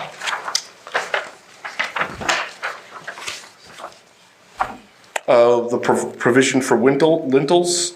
As you can see, we do have some lintels shown, but the way we have the windows grouped and the way we've done some of the details around the windows, it's not a lintel and a sill punched opening. So we'll need a waiver for that one. Configuration. Style change. Yeah, so we have a vertical orientation versus the horizontal orientation. That's another one that we'll need a waiver for. I should probably be using your summary. Might be easier in your letter. That way everybody can follow along. And what was that on page 10? On page 2. Page 2. Yeah, are you talking about the more detailed? No, I just wanted to. If they don't have access to my list, they have access to this list. So I'm just going by. You're on E. Oh no, you're on F. Yes, on F. I think we talked about that already. Oh, sorry. Yeah, walls configuration. Oh, G, you're right. Facade colors, G, I just discussed that. We went with the additional colors. Depth and location of balconies. So, we do have balconettes facing the street to activate the street. And then we have deeper balconies at the back. We think we're following the intent because we're not really creating outdoor living spaces. We're just creating places for people to open the door and look out, look at the streetscape. Balconies not supported by brackets. We think that this has a very contemporary design aesthetic, modern design aesthetic. I just didn't think the brackets would work aesthetically, so we're looking for a waiver there. There you have it. Did I miss anything? No, I think that. And in the design exceptions, there's no variances, correct? No, They're just waivers, yeah. that's correct. All right. Any other questions from the board or our professionals? Any questions from the public for this witness? All right. Do we want to take a 5-minute break before we move on? Thoughts, or do you want to plow through? Fine with staying. All right, let's go on next witness. Okay, yeah, if it pleases the board, I'd like to present my landscaping and my lighting witness. Sure. And this would be my last direct witness for direct testimony, obviously free to answer questions.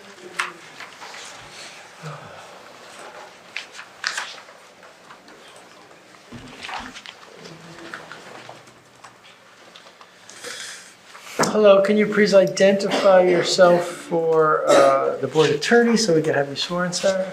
Yes, my name is Sarah Rebar-Basea, and I'm a licensed landscape architect and professional planner in the state of New Jersey. Okay, let's have you sworn in. Please raise your right hand. Solemnly swear the testimony that I give in this matter is the truth, the whole truth, and nothing but the truth. Thank you. Sarah, can you just start by just describing your work experience and your professional and your education experience as a landscape architect and lighting consultant? Sure, I am a licensed landscape architect in the state of New Jersey. I'm also a professional planner. I have my master's in planning as well as my undergraduate in landscape architecture. I've been doing it for over 25 years and have testified at many boards. Thank you. Are there any questions about her qualifications? No? Thank you. So, Sarah, you've heard the testimony so far, and you've seen the exhibits presented so far, and you're with the same company that's designed the civil engineering drawings. Can you describe for the board the proposed landscaping that's being proposed surrounding the site, and also touch very briefly on what's out there in the streetscape, what they're going to add in the streetscape in terms of landscaping, before we turn to lighting, please? Sure. So the intent of the landscape design was to provide a four-season interest. But in order to do that, to complement and enhance the project's overall appearance, there's a number of considerations we had to take into consider as we were doing the design. First and foremost, the project's proximity to the ocean. It's not right next to it, but it's close enough. So you have to factor in salt tolerance, not only from an air standpoint, but also from a salinity perspective in the soil. That leads to the fact that there's sandy conditions. So that in combination with some more urban conditions leads to a drought tolerance perspective that has to be included as well. Keeping that in mind and referencing some really very good sources from Rutgers University and the tri-state area, as well as my own professional experience, the idea was to try to introduce species that could handle these conditions, but also were native to the area. I think that's a really important factor to keep in this area. Therefore, we worked quite a few emails back and forth with Clark Kent and Hints to arrive at the plant palette that we are proposing for this particular design. I will tell you that of the 20 species that we are proposing, 85% is native. All the trees will be native, all the shrubs will be native, and 5 of the 8 ground covers, grasses, perennials will be native. The 3 that are not native are not invasive, and that was also very critical. We didn't want to introduce commonplace stuff that had been used over and over again or might be invasive to the area. The 3 that are not native are really just to provide some four-season accent and are minimally used. Again, we worked with Clark Kent and Hints to help arrive at where they should go. All are drought resistance upon establishment. We are introducing areas on the alley, Kingsley, and Sunset that will have sod. We use a commercial conservation mix that I don't know if you're familiar with Ernst Seed. They're out in Pennsylvania, but they have a very big research facility. I like to call them and ask them what would work best in situations. They recommended a commercial conservation mix, which is mostly fescue mixed in with rye, will help keep the grass green. However, we've all had drought the past couple of years, so the owner will be putting in an irrigation system for the sod that will provide periodic irrigation during drought tolerance, but then it'll also provide some moisture to the surrounding beds, even though the plants are designed to be drought tolerant. Finally, this is really important to me. We try to choose plant material that is going to reach an approximate mature size that's not going to be overgrown in 5, 10, 15 years. We want to put something in that's scale appropriate for this project. It's a smaller, tighter, compact design. So, for example, along the back where we have the evergreen trees, we are using eastern red cedar. That's a really good material, a really good tree that does very well at the shore, but we used, I don't want to call it a dwarf version, but something that's a little more compact. So it'll still provide the screening that's needed, but it's also going to do well for the space that it's proposed for. The only area that we really didn't put compact material would be along the west side of the project.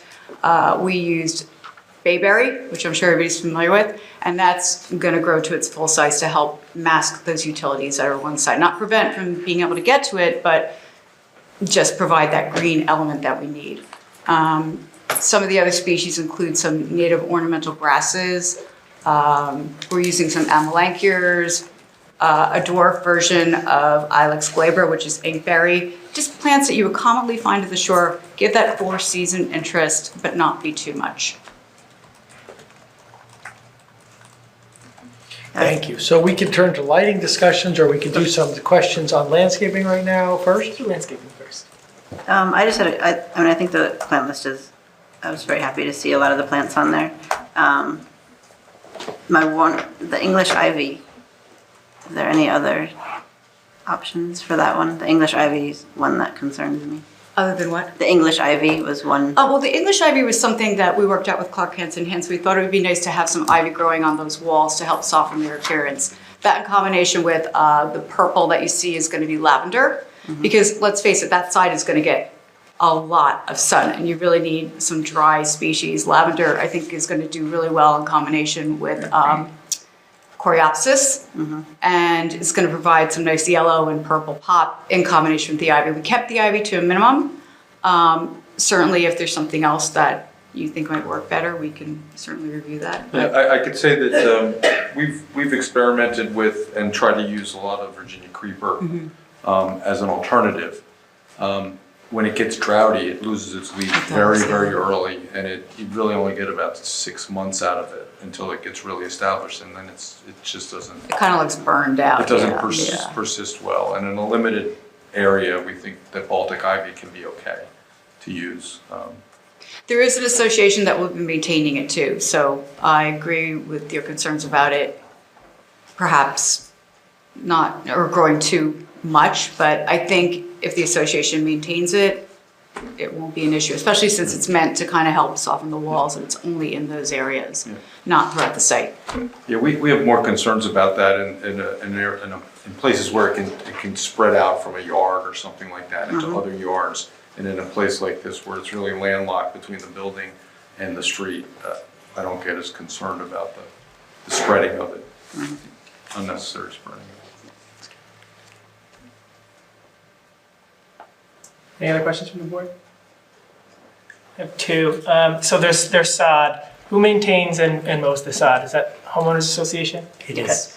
And then my other one was, so we talked about increasing the height of the wing wall. So, I mean, what do we think? Would it make sense to put some taller landscaping, ivy, something there to mask that wall, or what are people's thoughts? Well, that's the idea with the wing walls, that that's where the Baltic ivy is planted. That's where it is. That's where it's planted, so that you'll have that, you'll have masonry, and then over time it'll. Kind of like an all-world feeling, sort of, Got it. That's where that's. But do we think we want any other taller tree shrubs there, or? There's really not much.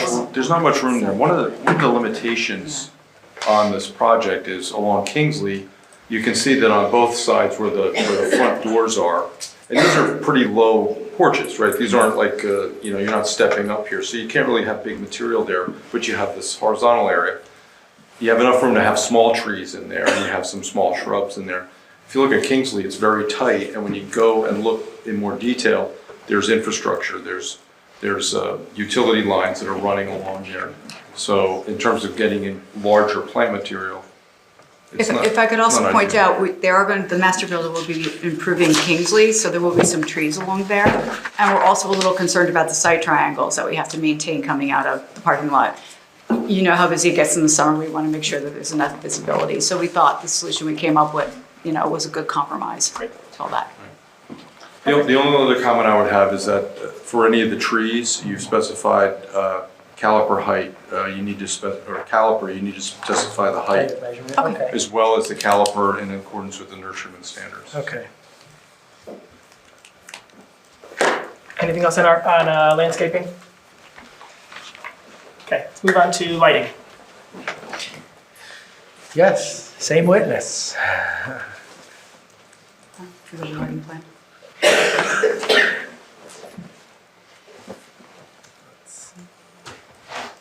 There it is, okay. Okay, now we're going to talk about, this will be marked as A13.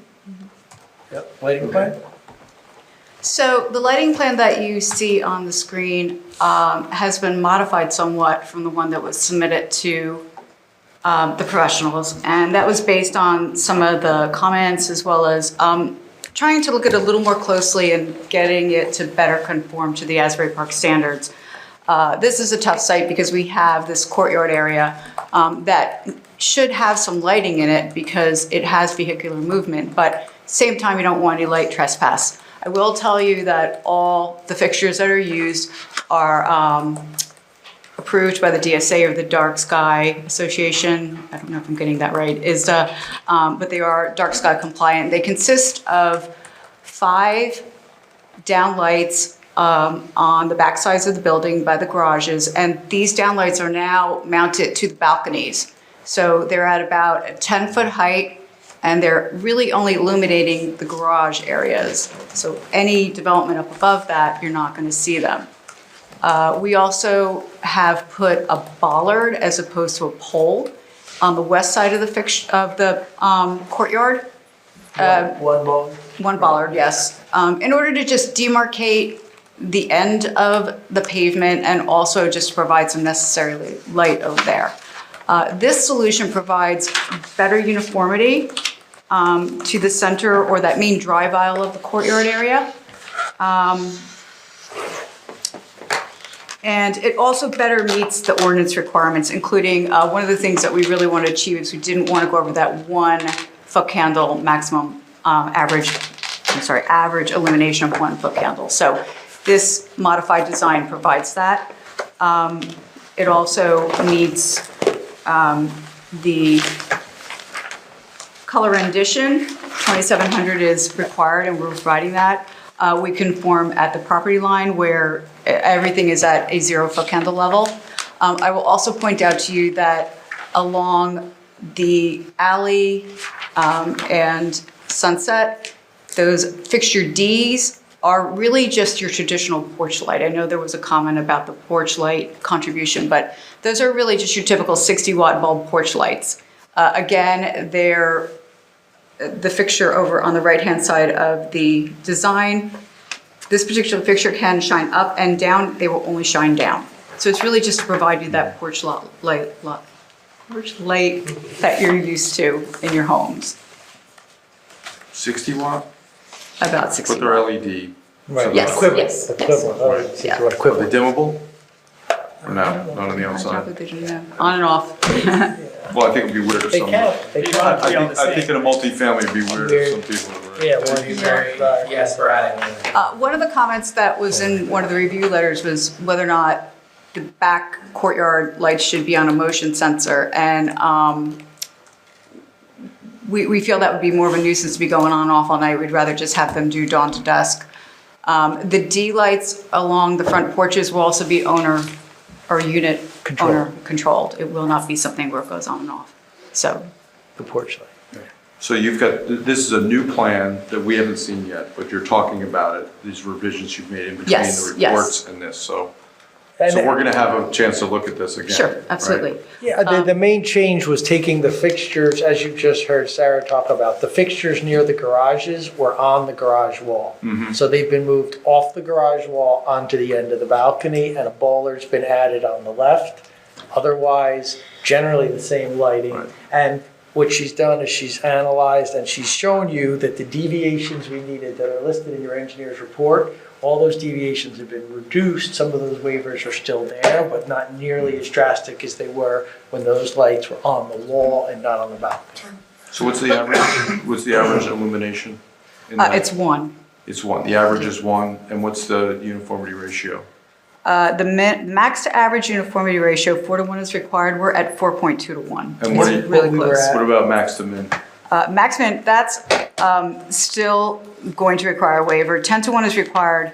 42:1 is proposed. You might say, oh my gosh, it's such a big number. But what's happening is our program's picking up those very fringe areas on the west-hand side where it drops down quickly to 1 because of the cutoff value, Point 0.1. one. 0.1, I'm sorry. Point one. And that's where it's happening. If you were to look at this closely, which obviously you will, through the drive aisle, it's very close to the 0.5 that's required by Asbury Park, which I think is critical. So if I could just ask, so if you have one spot that's at 0.1, that dark area, then the uniformity Throws ratio everybody has off, to yeah. measure all the way down to the 0.1. Correct. And can I ask you one other quick question? The ordinance standards for lighting that we're talking about now, these are ordinance standards for a parking lot, right? That's true, So yes. these are municipal standards how to light a parking lot. So certainly there'll be vehicles parked here, but is this exactly like your typical parking lot, or is this a bit more of a residential backyard also? It's more of a residential feel and backyard as opposed to a commercial parking lot. So, yes, that would. Well, I think the principles of safety relative to minimums, and relative to uniformity, so you don't have darks, still apply. I mean, I'm not including Right. the garage lights through the windows. I'm not including any lights that people may have on at night, so, you Right. know. I guess my point is that I think that lower level, if you have good uniformity, you can have much lower levels of lighting. And I'm more concerned about what that's going to look like from Kingsley and from the adjacent properties, that this is going to be this emanating, glow from this area. So that was the point of my questions, is the more uniform you can get it, the lower you can go. Right.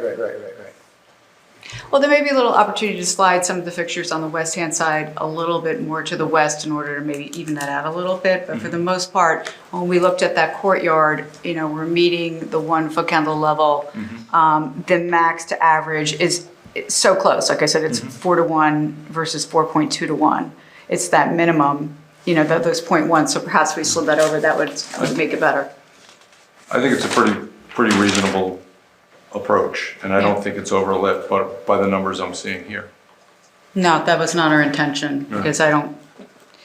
And as long as folks can't see the source of the lighting, if they're all shielded, then that's important. Dark sky compliant was it's important to my designs. I know it's important to Asbury, but I really try to incorporate that as well.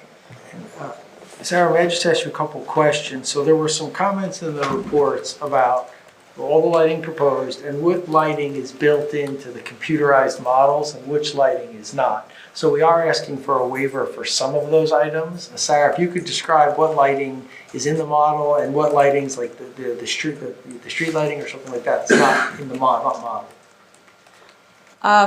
The porch lights in the model? The porch lights are not in the model. But those are 60 watt equivalent, you're saying? Yes. They're not in the model. Yes. And the brand new street lights on Kingsley that are going to be, are they out in the model yet? The new street lights, not like, they're not. Those are in the model, but they were, we were told by the master builder to put them 60 feet on center, I believe. And they mimic the pattern and the uniformity levels as well as the foot candle level quantities along Sunset. And along Sunset, you don't have the full grid in the model, but you did go out and take active light survey readings on Sunset that are shown on the plans right below the existing street lights. Is that accurate? Yes, and the reason we did that so that when we placed the lights along Kingsley for the master builder, it would mimic the same uniformity. What is the source of the light? You have some existing foot candle values along the alleyway right next to the proposed sidewalk that's going there. And I understand you're not modeling the porch lights, but I want to make sure there's enough light along that proposed walkway. So what is the source of the light in the alley currently? Yeah, they're poles. There's like cover head fixtures on some of the poles, yes. And that was a request. We didn't originally have that lighting data. We received that request from municipal staff, so we sent out a lighting crew at night to model all that, to add all that to the plans. So earlier we talked about the overhead utility poles may go away here. So in that case, if the cover heads were taken down, there would need to be additional lighting, yes?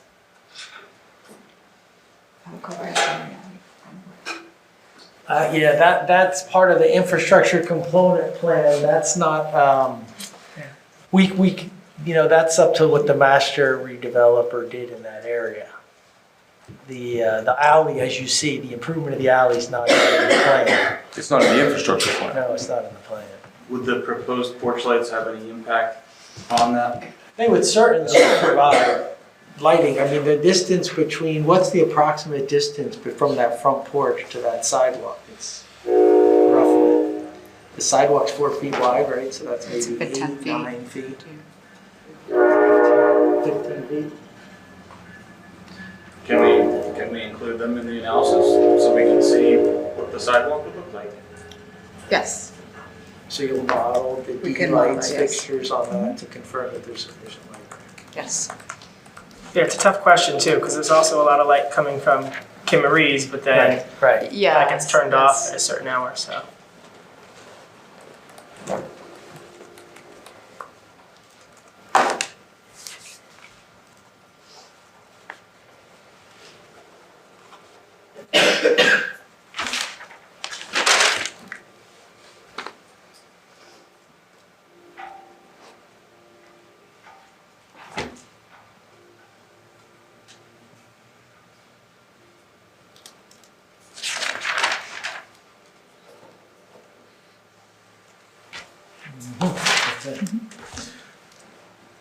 All right, did you guys have anything else on lighting?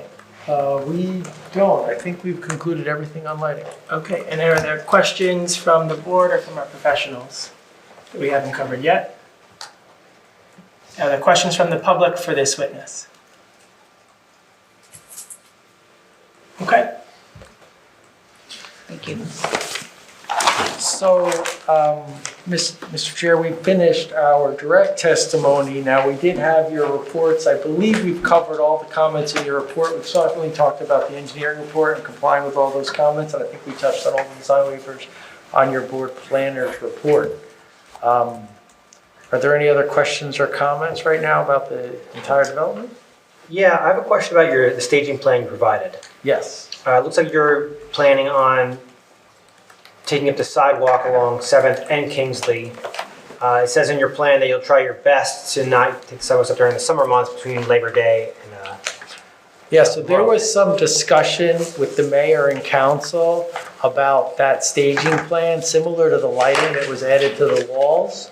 So at the second meeting with the mayor and council, that plan was part of the discussion. And the mayor and council wanted to make sure that the planning board thought that there was sufficient routing and that the lighting, it's spelled out in the subsequent developer agreement, to make sure that we've actually provided a sufficient route when the sidewalks are closed. We also know it's very important for the board to minimize that closure during the summer hours. Obviously, we're required to minimize use of cartway during the summer hours and things like that. So the council spoke to the developer about that. We were agreeable to do everything we can to minimize that closure, and that's why you see that note on that plan. There's also, by the way, we didn't mention it directly, but there's a note in your engineer's report asking us to add a different sign to the plan and correct one area of the route. We would certainly do that. That's one of the comments we would comply with, and we would put that sign on that plan and amend that route as they're requested. Okay, so is the route change that was brought up, is that this mid-block crosswalk in front of Kim Marie's? Because that crossing is not a pedestrian crossing, Yeah. it's definitely not appropriate for this. I could ask my engineer to come up and talk about the amendment she's going to make to that routing plan. I'll ask Lena to step back up and talk about that. Yes, let's see. So this is the one without the modifications to it. This is the one that's attached to the, Right. but we have, I believe, the modified one is on the exhibit list. James, I assume in the last few projects, we've had that clause in sidewalks. Stephanie. Put something similar to that. Depending on they already have a plan, so we can maybe do it now, but let's see how it goes for now, because I mean, if we can come to Just let agreement. me know if you need that, you know. Yeah, Engineer asked you to change the plan. Whatever works for you. okay, thank you. Jack, you're talking about that construction, staging. Yeah, they have to talk to me. We have to find a couple of projects lately and we refine that clause, so if it's something that's needed, I'll certainly put it in. That's Your comment, it was yours, about the changing. Where what was? The plan that you I know it's to. temporary. I didn't see it. What comment was it?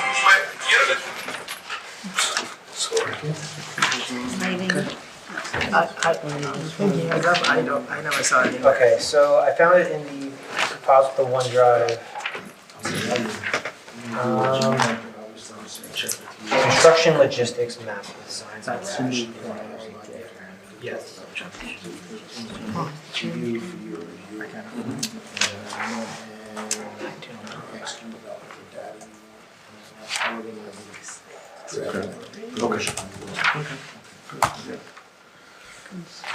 Michael, was the comment on the change in adding the sign in your letter? No? It might have been. About the crossing. Let me see here. Item 38 in our letter addressed, it didn't specifically say there was a detail that needed to change. No, that wasn't it. Let's see. Don't worry about the sign, it's in here. I'll get it. This one, and then it's. It's here. No, it's in there. As a part of construction logistics. Yeah, we defer to the board engineer. We did put a comment here and divert because it was a TRC comment. It was Yeah, something yeah. that the No, city no, I said, yes, understand. follow this from the TRC. We said, okay. We understand you have to do it, and we're gonna let Doug tell you how to do it. For the city.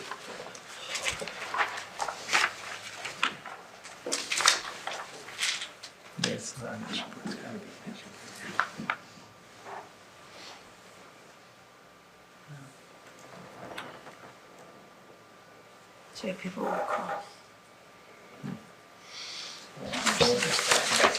James, is this James? No, they don't have a kiosk. Actually, yeah, I have a kiosk on the corner, so it's gonna be in their area as well.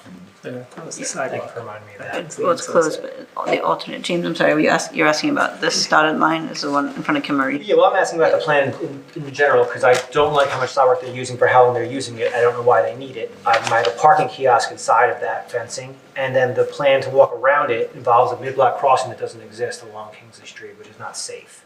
There's also the temporary short-term delivery areas that's in front. I'd like to know what you mean by temporary or short-term, and how often that parking's gonna be taken up, and how do you plan on using it?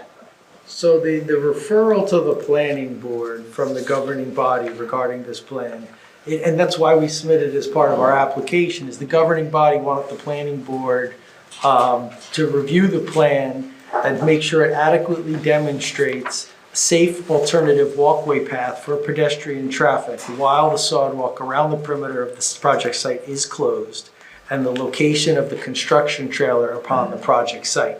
The reason that came up is you'll see on the right of the exhibit you're looking for right now, on the right, you'll see an orange square on the right. You'll see in the key, you'll see a yellow construction trailer, and we did not have the trailer on the left on the site. So that comment from the council was basically asking us to correct the drawing. And you could see that this has been amended, so it's not what's attached to the subsequent developer agreement because, as Ms. Barone could explain, the dotted line's been added and the signage has been added and the requested notes have been added. Are you going to answer my questions? Because I'm asking you why you're using the sidewalk space. I'm asking you why this is in the middle of the street. I understand what the council asked for, but I'm saying that this crossing in the middle of the street is not safe. Oh, There's no crosswalk in front of, right. Yeah, and I'm asking you why you're using this sidewalk, because you're not building up to the lot line, at least on the Sunset side. So I don't know why you need the Sunset sidewalk at least. I can understand the Kingsley sidewalk. I'd like to hear from you why you need to take it for this amount of time. We have a lot of events in the spring and fall. This is a big walking area. And as you already established, there is a bus stop on this corner, as well as one of my parking kiosks. So I would like to understand why we need the space and want to justify it. So I guess. Okay. So the temporary, I guess, just say that, the temporary is, maybe daily, like it's no overnight trucks. The trucks will come, they'll make a delivery and they're gone. So it's not gonna be any more than just daily delivery. So we're losing those parking spaces at all times for the 2 years? No, that would be, on and off, depending on when deliveries are gonna be made. So what if there's a car parked there? They would, try to get inside the alley or drive aisle as much as possible. Okay.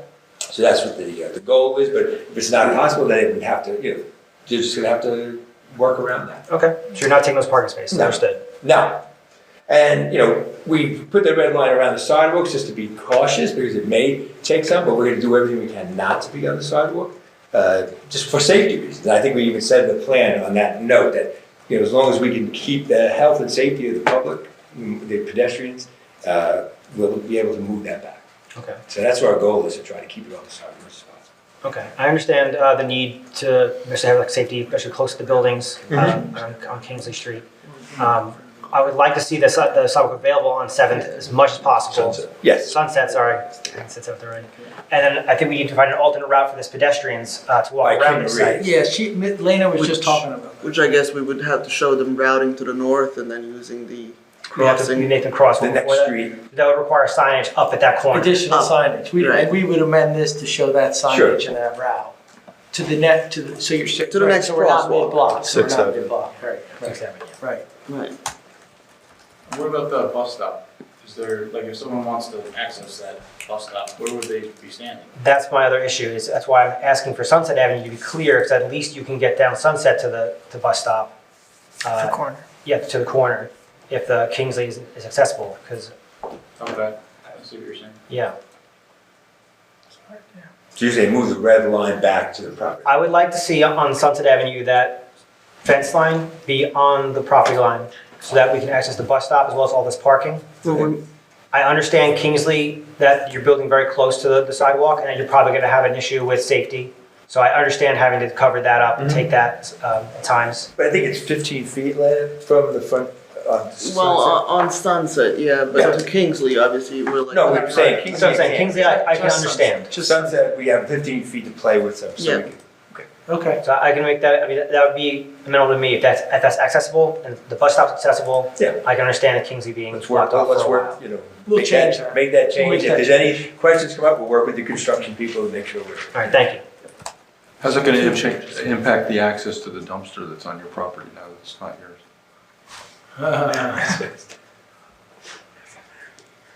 That's somebody else's problem. Right, yeah, this is gonna be somebody else's problem. No, I'm satisfied with that explanation and that switch. So I don't need to put a clause in for you. Just that they are gonna do what they just said they did, just that Well, they're. that's, I make that standard that representation's made on the record or incorporated. Then I should be good then. Okay, as long as you're satisfied, I'm good. Yeah. You need something? Do you feel different, Doug? You're looking at me like, I think it should be a specific, condition. I'm fine with that. Then make it a specific condition. The recommendations that James put on the record. Okay, so, Going north.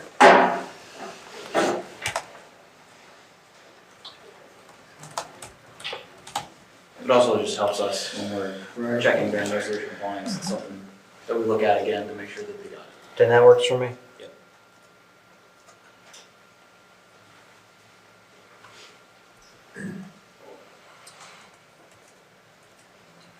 All right, is there any information anyone else from the board or our professionals need before we discuss? And you guys want to discuss or do public comment first? Comment first? Comment, you come first. Someone make a motion for public comment? I'll make a motion to open public comment. A second. All in favor? Aye. Any opposed? All right, if anyone from the public has any comments, now's your chance. Motion to close. Second. All in favor? Aye. All opposed? Great. All right, let's discuss.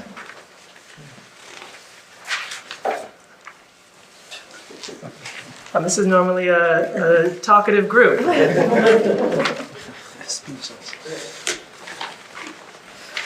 Nothing from anybody? People like it, don't like it? I have no problem with it. They're going to comply with everything the engineer and the planner said, so it's not like we're fighting on any issues. So I agree with James and I agree with Doug that it should be, this walking pattern should definitely be a separate issue and be memorialized that way. Yeah, they meet all, other than the waivers that they asked for, which are minor.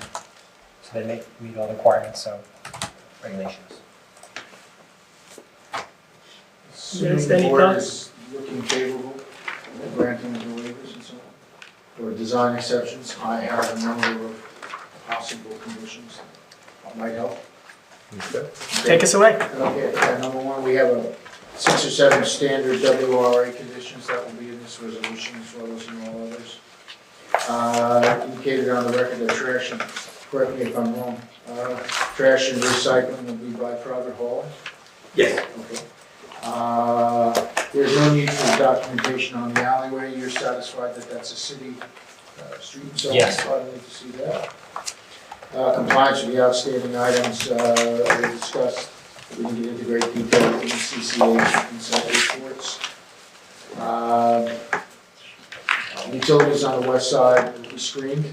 You're relocating those utilities, meters and the like on the west side of the project. So that was a requirement that was previously received, so what you see tonight already addressed that? But it's gonna be screened, they're gonna be screened. Yes, there's landscaping screen on the plan, yep. The wall along Kingsley Street will be increased from 4 feet to either anywhere from 6 to 7 feet.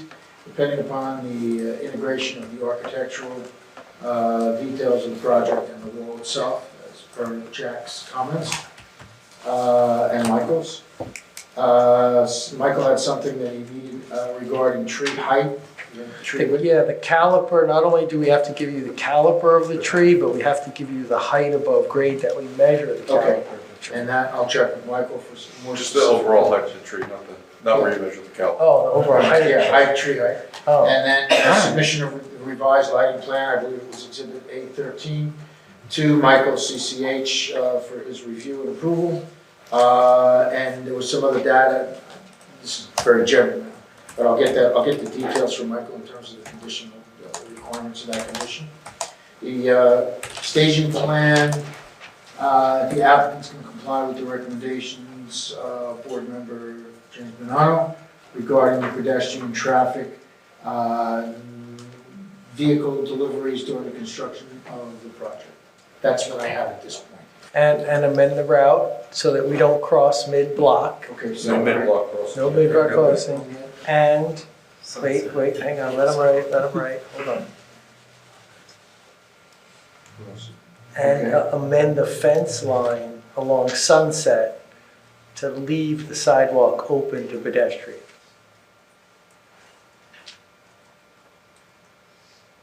And add more signage, obviously, when we amend Signage the route. on six. Yeah, on six, the route. And what about just adding the lead goals list to this package? I have on my list that we will submit the lead checklist. And more signage, so when we amend the route to go further north to avoid a mid-block crossing, we need to add one more sign, two more signs. Okay. Yeah. Wayfinding for the temporary conditions. Yeah. This over to you, some of your comments? Yes, and submit a copy of the lead checklist. Yes, I have that in here. Okay, got it. Okay, skipped over it. There was also discussion. Yeah, lead items, developer agreement checklist to be provided by applicant to board. And there's, obviously, if need be, I can put in flexibility element of the list. That's already built into the subsequent That's fine. developer agreement. Yeah, it's right in there. What else? There was discussion about an easement for the sidewalk along the alley. Yes, yep. We'll Okay, provide so that. I'll give you, Because that sidewalk's on private property, so to address that and make it somewhat uniform, we're gonna provide an easement for the public in that area. all right, so you submit the easement documentation. Yep. to the document. Absolutely. We need to do no parking ordinance on it. Of the alley? I think this was very appropriate. No, I think no parking. Got it? Okay, so those are the basic conditions that I have, which of course will be. That was everything I had. Does anybody else have any other conditions? Also, we were gonna model letter D, model the letter D fixtures on the alley. The porch The lights. porch fixtures. Porch fixtures. Model the porch Right. light fixtures along Isn't the that alley. part of that? So that's my It is biggest part of it, question. but it's I didn't explicit. hear, okay, I'm But sorry, yeah, I missed that. condition? Sorry. Leave it in there? Model the Isolux For the porch lights on the alley. patterns and predicted illumination levels for the porch lights along the alley. So that's like my biggest one open question is the lighting plan. There were some like requested changes. How does the board feel? I mean, do people want to see the revised lighting plan, or are we okay just having them submit to CCH for discussion? Thoughts? I'm fine having them submit it. I don't see it. I'm fine with CCH. Me as well. Okay, good. Okay, I got it. All right. Decision time. We did public comment. Okay, and we did our comments. Does anyone else have anything to add before we vote? Okay. A motion? to- Motion in a second. I'll move it. I'll With these second. Conditions and. Okay, roll call. James Bonanno, Yes. Eric Gallopo, No. John Moore, Yes. Jennifer Souter, Yes. Vice Chair Mike Goonan, Yes. and Jack, what is the, New member? Mhm. Yes, of course. and Pedro Travella. Yes. Got it? Thank you for your time tonight. We appreciate it through the whole process very much. Thank you. Look forward to building. Hey, Mike. Motion to adjourn? Motion to adjourn? Somebody? Second. Motion? Motion to adjourn, second, all in favor? Aye. Okay. Yep.